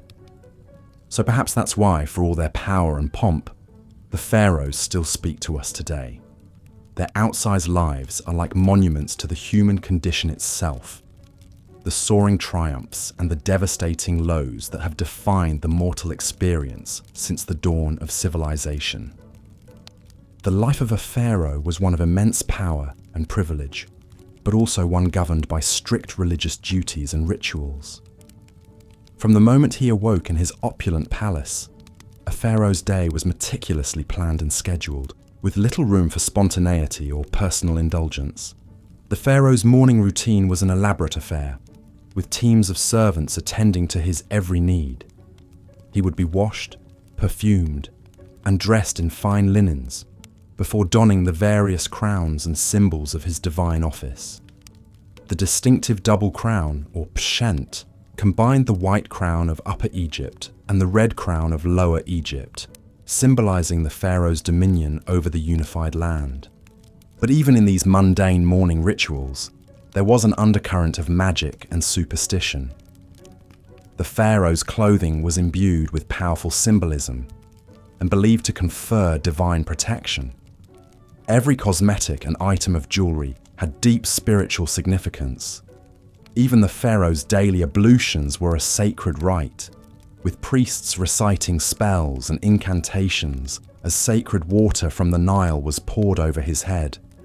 With his regalia in place, the pharaoh would then consume a light breakfast before beginning his packed schedule of daily duties. As the earthly embodiment of the god Horus, one of the pharaoh's most vital roles was as the supreme religious leader of Egypt. He was responsible for maintaining Ma'at, the cosmic order and balance, through his divine intercession with the gods. This meant that a significant portion of the pharaoh's day was taken up with religious ceremonies and temple rituals. He would make offerings to the gods, perform libations, and recite the necessary incantations to ensure the continued favor of the divine realm. These rituals were not just symbolic, but were believed to have a real and tangible impact on the prosperity and stability of Egypt. But the pharaoh was not just a religious figurehead. He was also the supreme political ruler of one of the most powerful empires of the ancient world. After his religious duties were complete, he would hold court and meet with his advisors to discuss matters of state. The pharaoh had the final say on all issues of law, taxation, trade, and foreign policy. He would also hear petitions from his subjects and dispense justice as he saw fit. The concept of Ma'at extended to social order as well as cosmic balance, and the pharaoh was the ultimate arbiter of this earthly harmony. His word was quite literally law, and his judgments were considered infallible and incontestable. However, even with all of these weighty responsibilities, the pharaoh still had time for leisure and pursuits befitting his exalted status. He might go hunting in the lush marshes along the Nile, or enjoy a sumptuous banquet with his courtiers and foreign dignitaries. Some pharaohs, like Amenhotep II, were known for their athletic prowess and would showcase their skills in archery or chariot racing. But even in these moments of relaxation, the pharaoh was never truly at ease. His life was governed by a strict code of behavior and a constant awareness of his divine role. Every action, every word, every decision was freighted with meaning and consequence. And beneath the surface of this gilded existence lurked a darker undercurrent of superstition, magic, and brutality. The pharaoh may have been the most powerful man in Egypt, but he was also the most vulnerable to the capricious whims of the gods and the machinations of his enemies. Jealous rivals, both within the royal family and among the nobility, constantly plotted and schemed to overthrow him. Sorcerers and magicians employed curses and hexes to bring about his downfall. Even the common people, though they revered the pharaoh as a living god, could turn against him if they felt he had failed in his divine duties. To protect against these myriad threats, both real and supernatural, the pharaoh relied on a complex web of magic and ritual.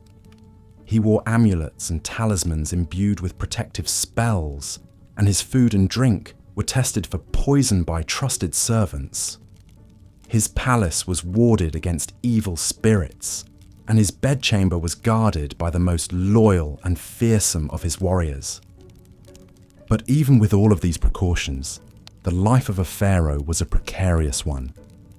The annals of Egyptian history are filled with the stories of pharaohs who met untimely and often gruesome ends, from assassination and warfare to disease and dark sorcery. In the end, the pharaoh was as much a prisoner of his divine role as he was its beneficiary. For all of his power and privilege, he was ultimately a slave to the crushing weight of tradition, superstition, and the unyielding expectations of his gods and his people. The life of a pharaoh was indeed a gilded cage, opulent and glittering on the outside, but constricting and suffocating within. And yet, for all of its dangers and drawbacks, the allure of the pharaonic crown was an irresistible one. The chance to wield such godlike power, to shape the course of an empire, to have one's name etched into eternity, these were temptations that few could resist. And so the cycle continued, from one pharaoh to the next, each one striving to outdo his predecessors in grandeur and glory, even as the shadow of mortality and the fickle favor of the gods loomed ever larger. Such was the burden and the blessing of the pharaohs, the god-kings of ancient Egypt, whose lives and legacies continue to fascinate and enthrall us to this day.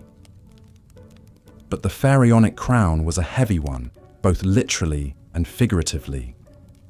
The great golden headdresses and crowns worn by the pharaohs could weigh up to 5 pounds, a physical reminder of the weighty responsibilities they carried. And for all of their divine status and earthly power, the pharaohs were still mortal men, subject to the same fears, frailties, and vices as any other. Perhaps nowhere was this more evident than in the royal court, where the pharaoh was surrounded by a vast retinue of family, advisors, courtiers, and servants. While the pharaoh may have been the supreme ruler of Egypt, he still had to navigate the treacherous waters of court politics and intrigue on a daily basis. At the center of this was the royal family itself. The pharaoh typically had multiple wives, including a chief queen who held a special status and would bear the pharaoh's heir. But he also had a vast harem of lesser wives and concubines, many of whom were foreign princesses sent as diplomatic gifts to cement alliances with other nations. This complex web of marriages and liaisons was not just about pleasure or politics. It was also driven by a deep-seated obsession with preserving the purity and divinity of the royal bloodline. The Egyptians believed that the pharaohs were literal descendants of the gods, and that this divine essence was passed down through the generations. To maintain this purity, the pharaohs often married within their own family, taking their sisters, daughters, and even their own mothers as wives. This practice of royal incest may seem shocking and abhorrent to modern sensibilities, but for the ancient Egyptians, it was a sacred duty. a way of keeping the divine blood of the pharaohs untainted by mortal influence. Of course, this incestuous inbreeding often had the opposite effect, leading to genetic defects, deformities, and a host of health problems for the royal family. The mummies of several pharaohs, including the famous King Tutankhamun, show clear signs of congenital disabilities and chronic illnesses that were likely the result of generations of close familial marriages. But for the pharaohs, the risks of incest were outweighed by the perceived benefits of preserving their divine status. And in a society where the pharaoh was seen as a living god, there was no higher priority than maintaining the purity and power of the royal line. This obsession with divine kingship also had profound implications for the role of women in ancient Egyptian society. While women in general had more rights and freedoms than in many other ancient cultures, the power of the pharaonic throne was still very much a male domain. There were, however, a few notable exceptions to this rule. Perhaps the most famous of these was Hatshepsut, a queen who took on the full powers and regalia of a pharaoh and ruled Egypt in her own right for over 2 decades. Hatshepsut was a master politician and propagandist, commissioning statues and monuments that depicted her as a powerful and legitimate ruler, complete with the traditional false beard worn by male pharaohs. She even went so far as to have herself portrayed as a male in many of her official depictions, a way of asserting her divine right to rule. But Hatshepsut's reign was the exception rather than the rule, and her successor Thutmose III went to great lengths to erase her memory and her monuments after her death. For the most part, the divine kingship of the pharaohs remained a strictly masculine affair, with women relegated to supporting roles as queens, mothers, and daughters. This gender imbalance also extended to the royal succession, which was often a bloody and brutal affair. While the pharaonic crown typically passed from father to son, there was no formal system of primogeniture, and rival princes and factions would often vie for power in the event of an unclear or contested succession. These power struggles could turn deadly, with rivals resorting to assassination, exile, or outright civil war to seize the throne. The most famous example of this was perhaps the mysterious death of Tutankhamun, who many historians believe was murdered by his advisor and successor, A, in order to clear the path for his own ascension. Even when the succession was clear, the new pharaoh often faced challenges and threats to his rule from within his own family. Brothers, uncles, and cousins, who had been passed over for the throne, might plot and scheme to overthrow the new king, while disgruntled nobles and regional governors could use their wealth and influence to foment rebellion and unrest. To counter these threats, the pharaohs relied on a combination of political savvy, military might, and divine propaganda. They would reward loyal followers with titles, lands, and wealth, while ruthlessly suppressing any signs of dissent or disloyalty. They would also go to great lengths to emphasize their own divine status and right to rule, commissioning grand monuments and temples that celebrated their godly power and accomplishments. But even the mightiest pharaoh was still mortal, and the spectre of death loomed large over the royal court. The Egyptians believed that the pharaoh's divine essence would live on in the afterlife, where he would join the gods in an eternal paradise. But to achieve this immortality, the pharaoh's body had to be preserved and protected, along with all the trappings of his earthly power and status. This belief in the afterlife was the driving force behind the construction of the Great Pyramids, the massive tombs that have become synonymous with ancient Egyptian culture. These monumental structures were not just grand displays of wealth and power. They were also elaborate machines designed to launch the pharaoh's soul into the heavens and ensure his eternal life among the gods. The process of preparing a pharaoh for the afterlife was a long and elaborate one, beginning even before his death. As soon as a new pharaoh took the throne, work would begin on his tomb and mortuary temple, which could take decades to complete. The pharaoh would be intimately involved in the planning and design of these structures, choosing the location, the layout, and the decorative program that would adorn the walls. At the same time, the pharaoh would begin accumulating the vast array of grave goods and treasures that would accompany him into the afterlife. These could include everything from furniture and clothing to jewelry and weapons, as well as huge stockpiles of food and drink to sustain the pharaoh on his journey. But perhaps the most vital component of the pharaoh's afterlife preparations was the process of mummification, which would transform his mortal body into an eternal vessel for his divine spirit. This was a long and complex process that could take up to 70 days to complete, involving the removal of internal organs, the desiccation of the body with natron salts, and the careful wrapping of the corpse in layers of linen bandages. The mummification process was overseen by a special class of priests, known as the embalmers, who worked in secret and were considered to be in direct contact with the gods. They would recite special prayers and incantations at each stage of the process, imbuing the mummy with magical spells and protections that would ensure its safe passage into the afterlife. Once the mummy was complete, it would be placed inside a series of nested coffins, each one more elaborate and expensive than the last. The outermost coffin would often be made of solid gold and adorned with intricate carvings and inlays, a fitting vessel for the divine remains of the pharaoh. The mummy and its coffins would then be transported in a grand procession to the pharaoh's tomb, where they would be sealed away in a hidden burial chamber, along with all of the pharaoh's grave goods and treasures. The tomb itself would be filled with even more offerings and artifacts, as well as elaborate frescoes and carvings depicting the pharaoh's journey into the afterlife. But even with all of these elaborate preparations, the pharaohs were not content to leave their eternal fate to chance.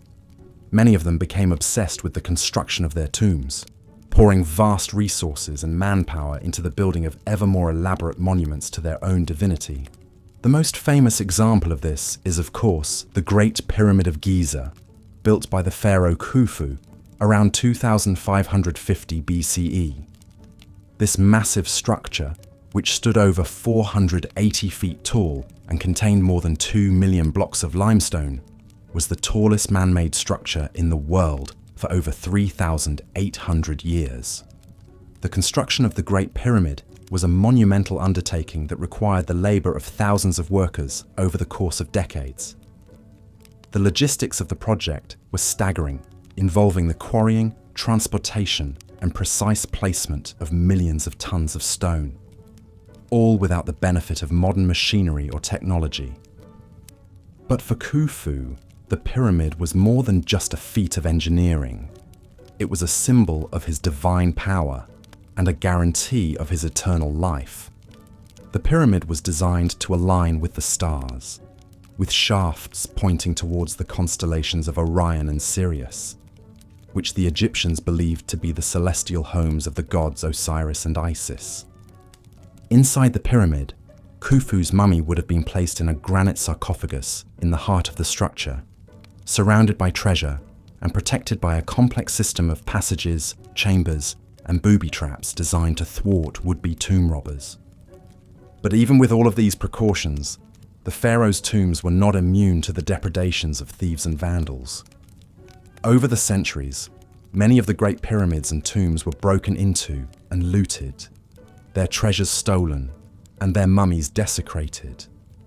This was a fate that befell even the most famous of the pharaohs, including Tutankhamun, whose tomb was discovered largely intact in 1922, but had still been entered and robbed at least twice in antiquity. The pharaoh's obsession with the afterlife, it seems, was matched only by the greed and determination of those who sought to plunder their eternal resting places. But the pharaoh's preparations for the afterlife were not limited to their own tombs and treasures. In a practice that seems shocking and horrifying to modern sensibilities, some pharaohs were buried along with servants, courtiers, and even pets, all of whom were sacrificed in order to accompany their master into the afterlife. The most extreme example of this practice was found in the tomb of the first dynasty pharaoh Jer at Abydos. where archaeologists discovered the remains of 318 individuals who had been sacrificed and buried alongside the pharaoh. These included servants, guards, and even women and children, some of whom showed signs of strangulation or blunt force trauma. This practice of human sacrifice was not limited to the early dynasties either. The tomb of the 12th dynasty pharaoh Amenemhat III at Hawara contained the remains of at least 5 young women who had been sacrificed and buried with the pharaoh, along with a menagerie of animals, including a monkey, a dog, and several ducks. Even more bizarre was the discovery of tens of thousands of human hair wigs in the tomb of the 18th dynasty pharaoh Amenhotep II. These wigs, which were made from the hair of young girls and women, were apparently intended to provide the pharaoh with a ready supply of fresh hair in the afterlife, a symbol of his eternal youth and virility. These disturbing practices speak to the incredible power and influence of the pharaohs, as well as the deeply ingrained beliefs and superstitions that governed ancient Egyptian society. For the pharaohs, the afterlife was not just a vague hope or a religious abstraction. It was a very real and tangible goal, one that demanded the utmost preparation and sacrifice. But as Egyptian society evolved and changed over the centuries, so too did the practices surrounding the pharaohs' burials. By the time of the New Kingdom, human sacrifice had largely fallen out of favor, replaced by symbolic offerings and the use of Shabti figurines, small statues that were believed to come to life and serve the pharaoh in the afterlife. And as the power of the pharaohs began to wane in the later dynasties, so too did the grandeur and scale of their tombs. The last of the Great Pyramid builders was the 12th dynasty pharaoh Amenemhat III, and by the time of the New Kingdom, the Pharaoh. As we've seen, the lives of the pharaohs were a complex tapestry woven from the threads of divine power, mortal excess, and an unshakable fixation on the afterlife. But perhaps no pharaoh embodies these themes quite as vividly as Ramses II, also known as Ramses the Great. Born around 1303 BCE, Ramses was the third pharaoh of the 19th dynasty, and he would go on to become the most celebrated and most prolific builder in all of ancient Egyptian history.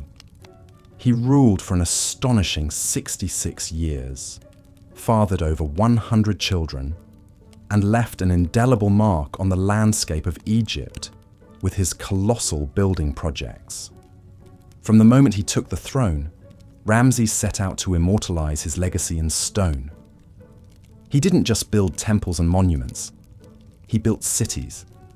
His capital, Ramses, was a sprawling metropolis in the Nile Delta, adorned with lush gardens, stately palaces, and of course, towering statues of Ramses himself. The city was a testament to Ramses' wealth, power, and unrivaled ego. But Ramses didn't just build on a grand scale. He built with a singular purpose: to ensure his own glorification and immortality. Every temple, every obelisk, every statue was emblazoned with his name and his image. He even went so far as to carve his own likeness into existing monuments, often over the names of previous pharaohs. In Ramses' world, there was room for only one god on earth, and that god was Ramses. Of course, all this self-aggrandizement didn't come cheap. Ramses' building projects required vast amounts of labor and resources, much of it carried out by slaves and prisoners of war. The lives of these workers were hard and often short, spent toiling in the blistering heat of the desert sun. But to Ramses, their suffering was a small price to pay for the glory of his eternal legacy. And what a legacy it was! From the magnificent temples of Abu Simbel to the sprawling complex of Karnak, Ramses left his mark on nearly every corner of Egypt. His reign saw military triumphs like the Battle of Kadesh against the Hittites, as well as monumental building achievements like the completion of the Great Hypostyle Hall at Karnak, a forest of 134 massive columns covering an area of 54,000 square feet. But perhaps Ramses' most enduring legacy is the very fact that we know so much about him at all. With his relentless self-promotion and larger-than-life persona, Ramses ensured that his name would live on long after his death. And live on it has. Ramses remains one of the most famous and recognizable figures from the ancient world, a towering symbol of the power and majesty of the pharaohs. Of course, not all pharaohs were as successful in their quest for immortality as Ramses. Take, for example, the curious case of Akhenaten, the so-called heretic king who ruled during the 18th dynasty. Akhenaten is best known for his radical religious reforms, in which he abandoned the traditional pantheon of Egyptian gods in favor of a single deity, the Aten, represented by the solar disk. Akhenaten's devotion to the Aten was all-consuming. He built a new capital city, Akhetaten, dedicated solely to the worship of his one true god. He changed his name from Amenhotep IV to Akhenaten, meaning devoted to Aten. He even altered the traditional style of Egyptian art, eschewing the rigid, formalized depictions of pharaohs and gods in favor of a more naturalistic, almost androgynous style. But Akhenaten's religious revolution was short-lived. After his death, his successors quickly abandoned Akhetaten and returned to the old gods, going so far as to deface and dismantle Akhenaten's monuments and temples. His name was struck from the records, his legacy all but erased. In the end, Akhenaten's single-minded devotion to his god led not to immortality, but to obscurity. And then there's the sad story of Tutankhamun, better known to us as King Tut. Tutankhamun is perhaps the most famous pharaoh of all time, thanks in large part to the stunning discovery of his intact tomb in 1922. But the life of this young king was marked by tragedy from the very start. Tutankhamun was born into a royal family in crisis. His father was none other than Akhenaten, and his mother was likely Akhenaten's own sister. Inbreeding was not uncommon among the Egyptian royalty, who believed that keeping the royal bloodline pure was essential to maintaining their divine status. But it also led to a host of genetic problems, including the congenital defects that plagued Tutankhamun throughout his short life. When Tutankhamun took the throne around the age of 9, he inherited a kingdom in chaos. Akhenaten's religious reforms had alienated the powerful priesthood and destabilized the country. Tutankhamun's advisors, including the Vizier I and the General Horemheb, set about restoring the old order, reopening the temples, and re-establishing the cult of Amun. But Tutankhamun himself was a frail and sickly child, beset by a host of physical ailments. He suffered from a cleft palate, a clubbed foot, and a severe overbite. He walked with a cane and may have even suffered from a rare genetic disorder called Klippel-Feil syndrome, which causes the fusion of the vertebrae in the neck. Despite his physical limitations, Tutankhamun did his best to fulfill his duties as pharaoh. He oversaw the restoration of the old temples and commissioned new building projects, including his own tomb in the Valley of the Kings. But his reign was cut tragically short. Tutankhamun died around the age of 19, possibly from an infection caused by a broken leg. The story of Tutankhamun is a poignant reminder of the human frailty that lurked behind the facade of divine power. For all their wealth and influence, the pharaohs were still mortal men, subject to the same flaws and weaknesses as the rest of us. And yet, through the enduring legacy of their tombs and their treasures, they achieved a kind of immortality after all, not as gods, but as enduring symbols of a fascinating and mysterious world that continues to captivate us to this day. As we've journeyed through the lives of these legendary rulers, from the excesses of Ramses to the enigma of Akhenaten to the tragedy of Tutankhamun, one thing becomes clear. The pharaohs were as complex and multifaceted as the civilization they ruled. They were gods and men, builders and destroyers, visionaries and tyrants. They lived lives of unimaginable splendor and opulence, but they were also haunted by the specter of death and the relentless pursuit of immortality. In the end, perhaps it is this very complexity that makes the pharaohs so endlessly fascinating to us.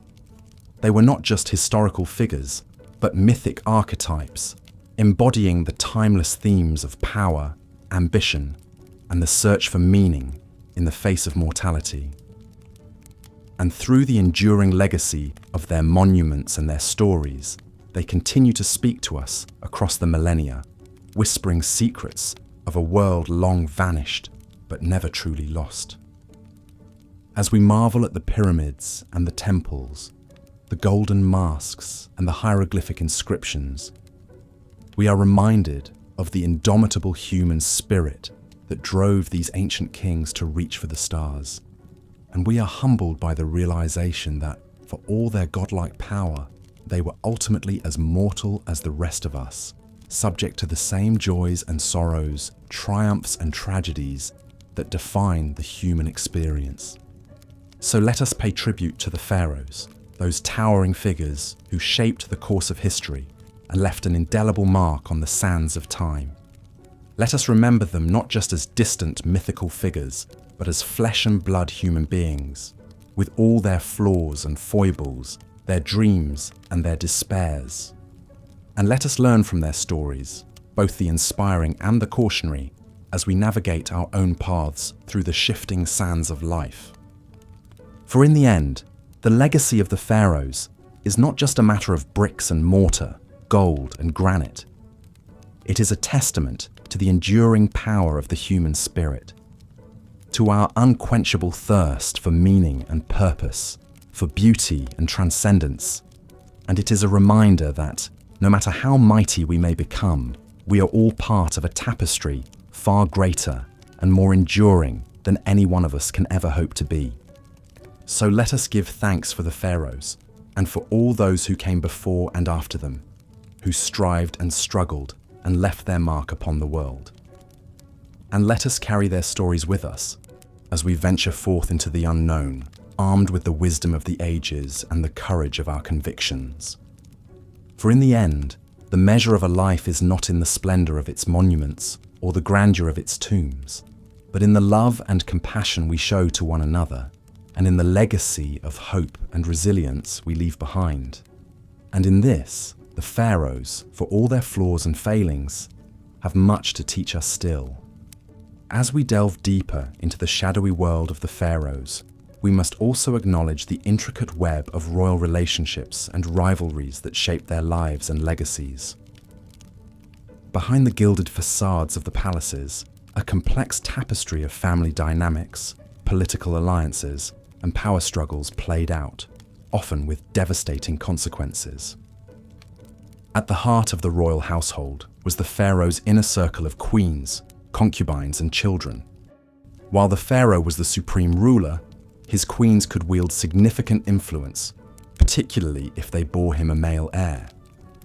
The great royal wife, or chief queen, held a privileged position and might even rule as regent if the pharaoh died before his successor came of age. Such was the case with Hatshepsut, who boldly assumed the full powers and regalia of a pharaoh herself, after the death of her husband, Thutmose II. But alongside these influential queens were countless lesser wives and concubines who populated the royal harem.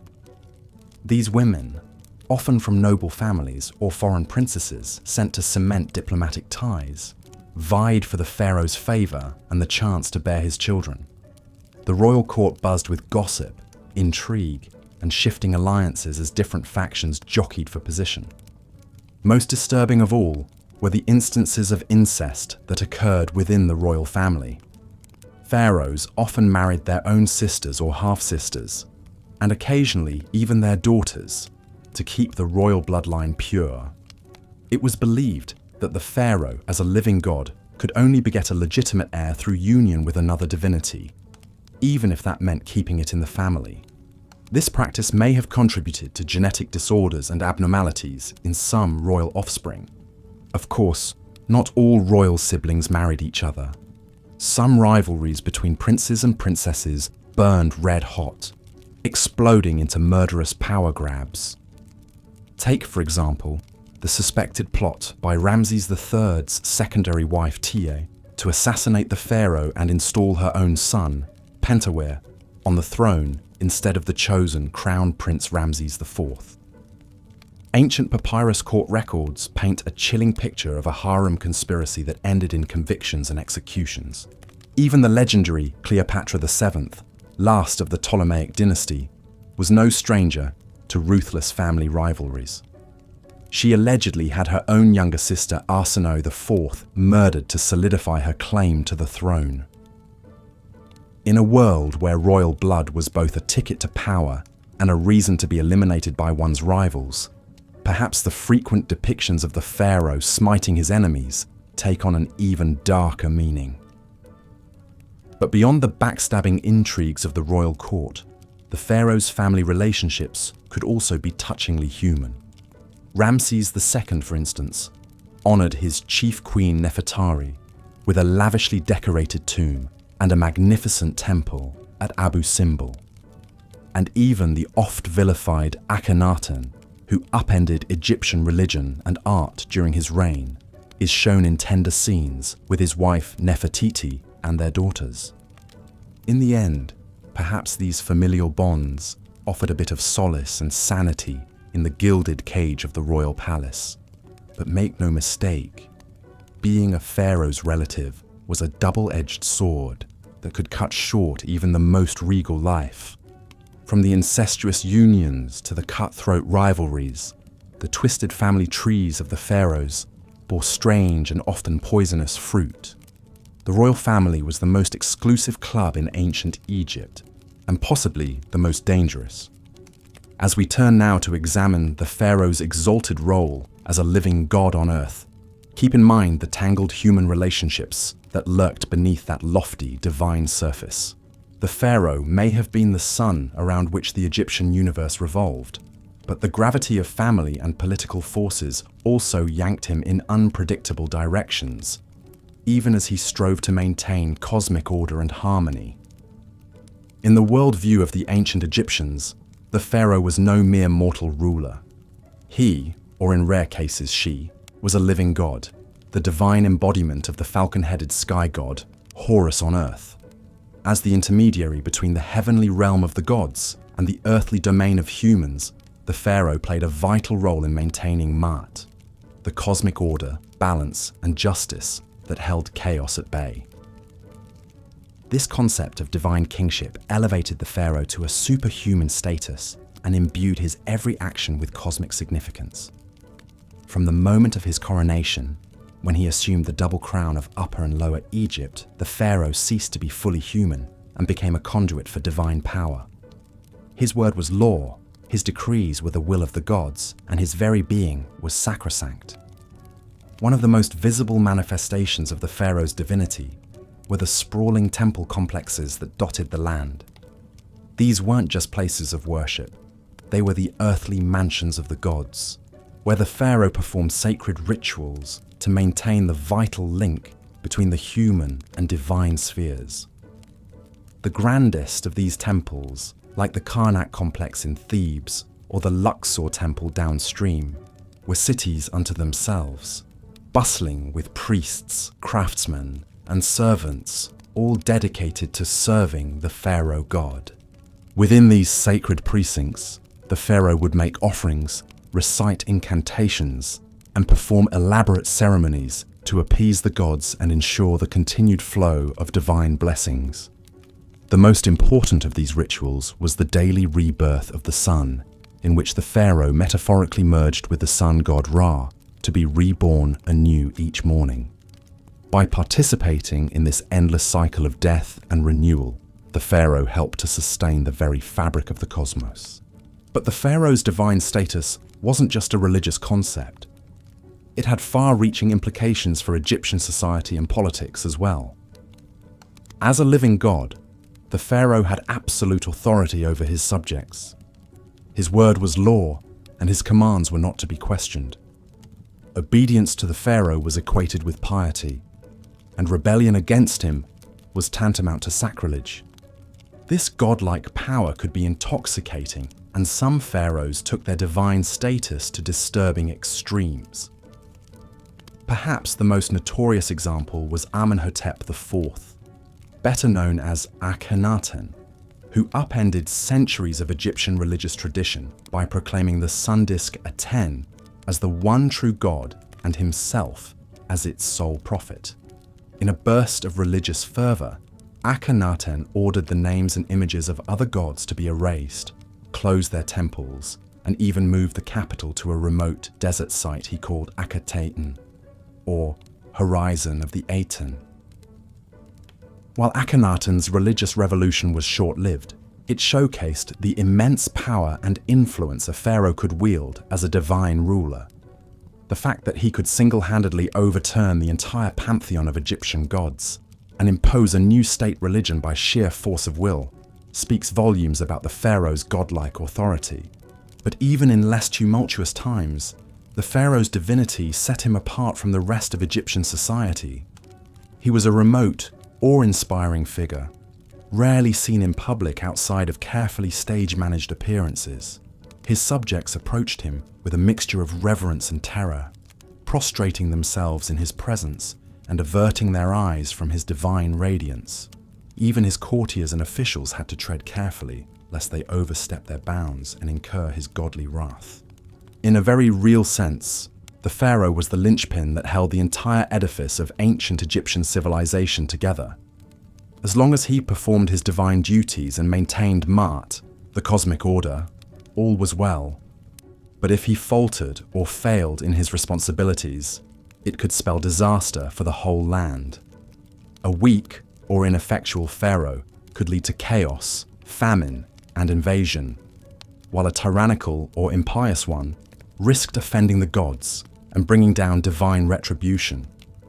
It's no wonder then that the Egyptians invested so much time, labor, and resources into exalting and glorifying their pharaohs. The colossal statues, soaring obelisks, and lavish tomb complexes were all testament to the pharaoh's superhuman status and enduring legacy. They were also a way of bolstering his divine power and reinforcing his vital role in the cosmic order. But as we'll see in the next chapter, this obsession with the pharaoh's divinity reached its apex in the very last place one might expect, the tomb. For the ancient Egyptians, death was not the end for a pharaoh, but merely a transition to an even more exalted state of being. And they would go to extraordinary, even horrifying lengths to ensure their divine ruler had everything he needed for the journey. The flickering torchlight casts an eerie glow on the rough-hewn walls of the tomb, as if the very shadows are alive with the weight of ages past. The air is thick with the acrid tang of incense and the musty odor of death, a cloying perfume that clings to the nostrils and the back of the throat. Deeper and deeper we descend into the very bowels of the earth, following in the footsteps of the pharaoh on his final journey into the afterlife. For the ancient Egyptians, death was not something to be feared, but rather a doorway to a new and glorious existence. They believed that life on earth was but a brief prelude to an eternal hereafter, where the deceased would dwell in paradise with the gods, feasting and making merry for all eternity. But to achieve this blessed state, one had to be properly prepared, both spiritually and materially. And no one was better prepared for the afterlife than the pharaohs. From the moment they ascended the throne, they began planning for their eventual demise with a single-minded focus that bordered on the obsessive.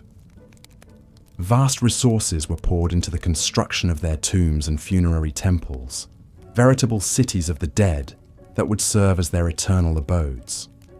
The most iconic of these, of course, are the Great Pyramids that loom over the Giza Plateau. These monumental structures, built during the Old Kingdom, were more than just tombs.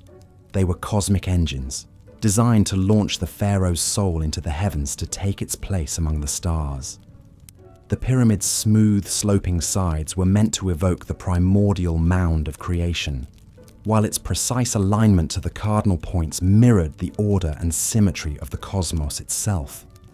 But even more vital than the tomb itself was the complex process of preparing the pharaoh's body for the afterlife. The ancient Egyptians believed that the physical form was just as important as the spiritual essence, and that the two had to be preserved together for eternity. And so, in the sacred rites of mummification, the pharaoh's corpse was transformed from a lifeless husk into a vessel for immortality. For 70 days, the body was dried and desiccated with natron salt, its organs removed and carefully preserved in canopic jars. Then, in an elaborate ritual that could take weeks, the mummy was anointed with sacred oils, wrapped in countless layers of linen bandages, and adorned with protective amulets and jewelry. The face was often covered with a lifelike mask of gold and precious stones, an idealized portrait of the pharaoh in all his divine glory. But the pharaoh's journey was far from over. Once the mummy was complete, it had to be transported to the tomb in a grand funerary procession, accompanied by priests chanting hymns and spells to ward off evil spirits. The sarcophagus was then lowered into the burial chamber, surrounded by all the grave goods the pharaoh would need in the afterlife: furniture, clothing, jewelry, even food and drink to sustain him on his eternal journey. And here is where the pharaoh's preparations took a darker, more disturbing turn. For some rulers, it wasn't enough to be buried with mere objects. They wanted to be accompanied by actual living servants, ready to attend to their every whim in the hereafter. These unfortunate souls, known as retainers, were often the pharaoh's most loyal courtiers and officials, handpicked to serve him in death as they had in life. The practice of human sacrifice was not uncommon in the early dynasties of ancient Egypt, particularly during the First Dynasty. Archaeological evidence from this period reveals numerous subsidiary burials surrounding the tombs of pharaohs like Horahar and Jer, containing the remains of servants, bodyguards, and even women and dwarves who were believed to have special powers. One of the most chilling examples comes from the tomb of King Jer at Abydos, where the remains of over 300 individuals were found buried in neat rows, like a macabre honor guard flanking the pharaoh's final resting place. Many of the bodies showed signs of strangulation or blunt force trauma, suggesting that they had been deliberately killed to accompany their ruler into the afterlife. But perhaps even more unsettling than the human sacrifices were the animal ones. Countless mummified cats, dogs, monkeys, and even lions have been found in Egyptian tombs, often lavishly wrapped and adorned like miniature pharaohs themselves. These beloved pets were believed to provide companionship and protection for their masters in the afterlife, a consolation prize of sorts for an eternity spent in the dark. And then there were the more bizarre grave goods, like the millions of human hair wigs found in some tombs. These elaborate hairpieces, made from the shorn locks of courtiers and slaves, were meant to ensure that the pharaoh always had a fresh coiffure, even in the afterlife. The ancient Egyptians believed that hair had magical properties, and that a full, luxuriant wig was a sign of vitality and power. But as the centuries passed, the practice of human sacrifice gradually fell out of favor. By the time of the New Kingdom, the idea of killing servants to serve the pharaoh in the afterlife was seen as barbaric and uncivilized. Instead, the Egyptians turned to more symbolic methods, like placing Shabti figurines in the tomb, to magically come to life and perform menial tasks for the deceased. Yet even as the physical sacrifices faded away, the psychological toll of the pharaoh's obsession with the afterlife remained. The vast resources and manpower poured into their tombs and funerary cults siphoned away wealth and labor from the living, while the idea of a ruler who could command obedience even in death cast a long shadow over Egyptian society. And in the end, For all their elaborate preparations and precautions, the pharaohs could not escape the ravages of time and tomb robbers. Many of their carefully constructed resting places were plundered and desecrated over the millennia, their mummies and grave goods scattered to the four winds. In a bitter irony, the very measures they took to ensure their immortality ended up being their undoing. But even in death, the pharaohs continue to fascinate and horrify us in equal measure. Their mummies, with their uncanny lifelike expressions and aura of ancient power, have become the stuff of legend and popular culture. And as we peer into their tombs and sarcophagi, we cannot help but feel a shiver of awe and revulsion at the lengths they went to in pursuit of eternal life. For the pharaohs, death was not the end, but merely the beginning of a new and glorious existence.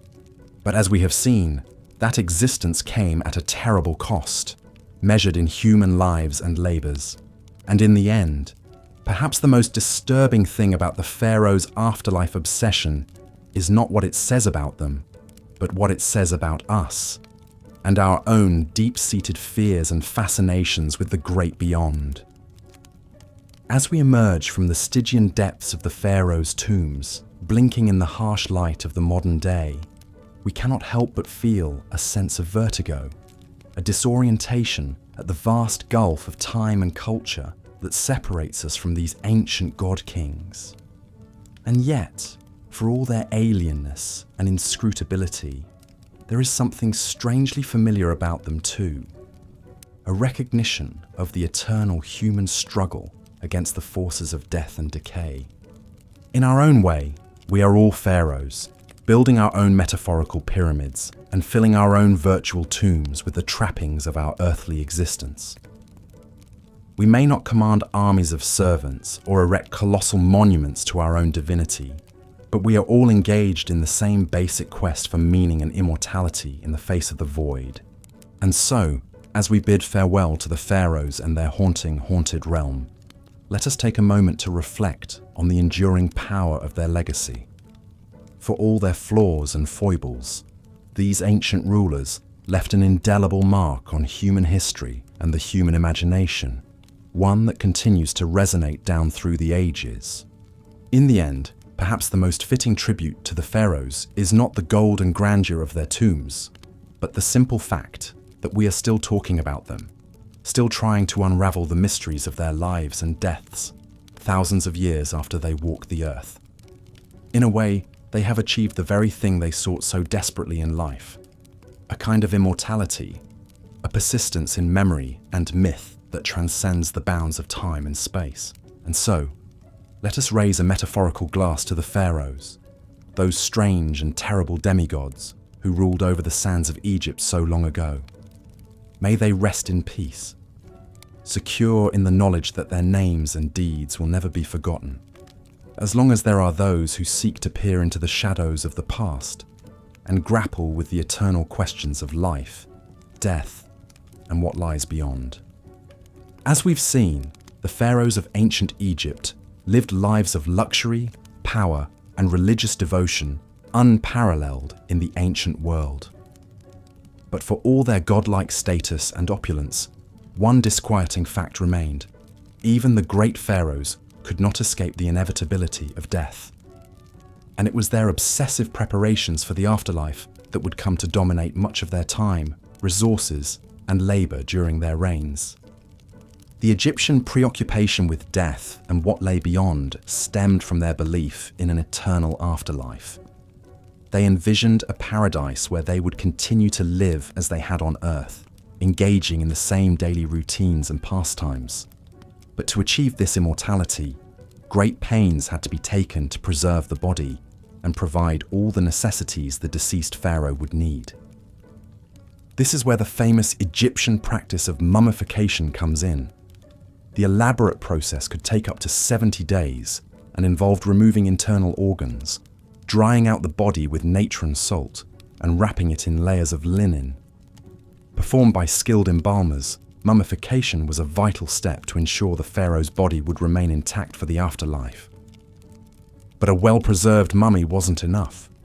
the eternal pharaoh would also need food, clothing, furniture, jewelry, and entertainment to sustain and occupy them. Enter the grave goods. Tombs were packed with all manner of worldly possessions, from basic necessities to intricate works of art. The famous golden death mask of Tutankhamun is just one example of the literal treasures the pharaohs took with them.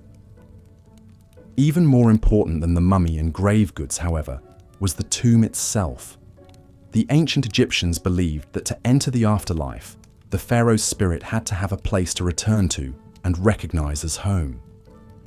This is why they expended such effort to create indestructible, impenetrable tombs filled with everything the deceased would need. We've marveled at the pyramids of Giza, but they are only the beginning when it comes to the pharaonic obsession with monumental tomb building. In the Valley of the Kings near Thebes, later pharaohs abandoned the conspicuous pyramids and instead carved their tombs deep into the mountains. These sprawling, rocky tunnel systems were designed to foil grave robbers and protect the pharaoh's spirit for all of eternity. Some pharaohs, though, took their quest for a secure and luxurious afterlife to even greater and more disturbing extremes. The tomb of King Jer from the First Dynasty was found to contain the remains of 318 men and women who had apparently been sacrificed upon his death. These retainer sacrifices were a grim practice where servants, officials, and possibly even family members gave their lives to continue serving the pharaoh in the afterlife. Thankfully, by the time of the New Kingdom, human sacrifice for the pharaoh's afterlife had fallen out of practice. But that didn't stop some from making other bizarre arrangements. Amenhotep II was found buried with millions of human hair wigs, while Ramses II was interred with his beloved pet cat. Even in death, it seems, the pharaohs were loath to give up the extravagant trappings of their divine earthly existence. Of course, for all their painstaking plans and precautions, many pharaonic tombs were looted over the centuries. The fabulous treasures of Tutankhamun's tomb only survived because it was lost and forgotten. But that doesn't take away from the fascinating and, yes, disturbing lengths the pharaohs went to in their quest to cheat death and ensure their immortality. Their tombs, mummies, and the priceless relics interred with them have given us an unparalleled glimpse into one of history's most captivating and enduring cultures.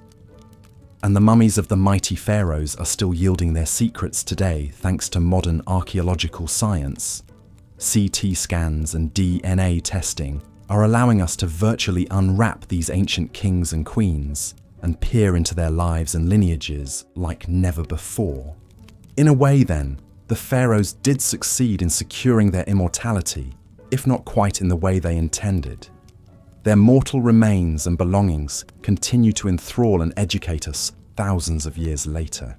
And as we unravel more mysteries of their world, we come that much closer to understanding the lives and minds of these legendary rulers who held sway over the Nile and still command our imaginations today.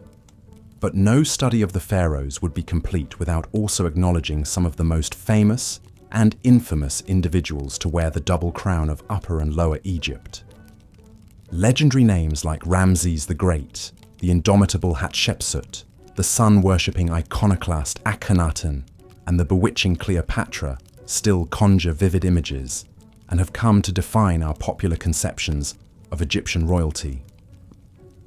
Ramses II, or Ramses the Great, was a king of the 19th dynasty and one of Egypt's most celebrated builders. Reigning for an astonishing 66 years, Ramses left his mark on nearly every ancient Egyptian site still standing from Luxor to Abu Simbel. His mummy reveals a man of regal bearing, strong features, and flaming red hair, and he is believed to have fathered over 100 children in his time. Now that's a kingly legacy. And speaking of a royal family tree, one cannot forget the 18th dynasty pharaoh Akhenaten and his legendary wife Nefertiti. Coming to power around 1353 BCE, Akhenaten rocked the very foundations of Egyptian society by rejecting the traditional pantheon of gods to institute a monotheistic cult of the sun disk Aten.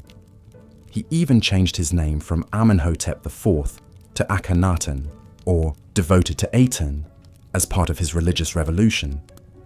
Aiding him in this spiritual shake-up was his beautiful and clever chief queen Nefertiti, whose famous painted limestone bust has come to symbolize ancient Egyptian glamour and intrigue. But the Aten experiment was short-lived. After Akhenaten's death, his son, a young king you may have heard of by the name of Tutankhamun, reversed his father's decree and restored the old gods, condemning Akhenaten to the ignoble fate of having his name struck from official records and monuments. Of course, any mention of Egyptian rulers would be incomplete without Cleopatra, the last active pharaoh and Ptolemaic queen who has become the very archetype of the irresistible temptress. But Cleopatra was much more than a mere seductress. She was a brilliant politician, speaker of 9 languages, and a shrewd strategist who captivated the likes of Julius Caesar and Mark Antony. Though her reign ended with the fall of Egypt to Rome, Cleopatra's legend has only grown in the centuries since. These towering figures are just a sampling of the remarkable personalities that make up the saga of ancient Egypt's god-kings and queens. Each of their lives contains enough drama, intrigue, and colour to fill volumes. But they all embodied, in one way or another, the fascinating paradox of the pharaoh, a mortal who would be God, with one foot in the earthly realm and the other in eternity. It's this captivating duality, as well as the haunting remnants of their glittering world, that continue to enthrall us and draw us back to ancient Egypt time and again. The mighty pharaohs reigned over a sophisticated civilization for some 3,000 years, shaping our notions of absolute power and leaving behind some of the most formidable monuments ever constructed. But in the end, like all of us, they too were mortal, and no amount of gold or godhood could shield them from the fate that awaits us all. Within their tombs, temples, and mummies, they left tantalizing hints of their larger-than-life existence, shot through with the universal human hopes and fears we can all recognize. And that, perhaps, is their greatest legacy of all, the eternal reminder that even the most exalted among us desire nothing more than to be remembered. As we close this chapter on the lives of the pharaohs, take a moment to reflect on all we've uncovered, the sacred and the profane, the awe-inspiring and the unsettling. These ancient god-kings have much to teach us still about power, belief, legacy, and the enduring fascination of a long-lost world we are only beginning to understand. The mighty pharaohs, in all their dazzling, dramatic, and disturbing glory, will never cease to captivate us, inviting us to unravel the mysteries of their age and our own. And the inquiring mind will always heed the call to wade deeper into the past, where these legendary rulers await with their eternal secrets. As we've seen, the ancient Egyptian pharaohs lived lives of incredible power and privilege, but also darkness and brutality. From their opulent palaces to their obsessive preparations for the afterlife, these divine rulers shaped every aspect of their kingdom's culture, religion, and history. Even today, thousands of years later, the pharaohs continue to captivate us with their larger-than-life personalities, their monumental building projects, and the enduring mysteries they left behind. New discoveries and advanced scientific techniques are allowing us to unravel their secrets like never before. From the familial relationships revealed by DNA testing of mummies, to the complex trade networks traced through isotope analysis. Yet the more we learn about the pharaohs, the more we realize how much we still don't know. What was the true nature of their relationships with their queens and children? How did they really wield their immense power behind closed palace doors? What did they believe would await them in the afterlife they spent so much time and effort preparing for? These questions may never be fully answered, but that's part of what keeps us so endlessly fascinated by these towering figures of history. In a way, the pharaohs achieved their dream of immortality, not just through their elaborate tombs and mummification rituals, but through the indelible mark they left on the human imagination. From the boy king Tutankhamun, to the great warrior Ramses II, to the legendary beauty Cleopatra, the pharaohs continue to loom large in our collective consciousness. Their stories told and retold in countless books, movies, and documentaries. They've become more than historical figures. They've become mythic archetypes, embodying timeless themes of power, ambition, love, and death. In the end, perhaps that's the pharaohs' true legacy, not the treasure-filled tombs or awe-inspiring pyramids they left behind, but the way they've shaped our understanding of what it means to be human.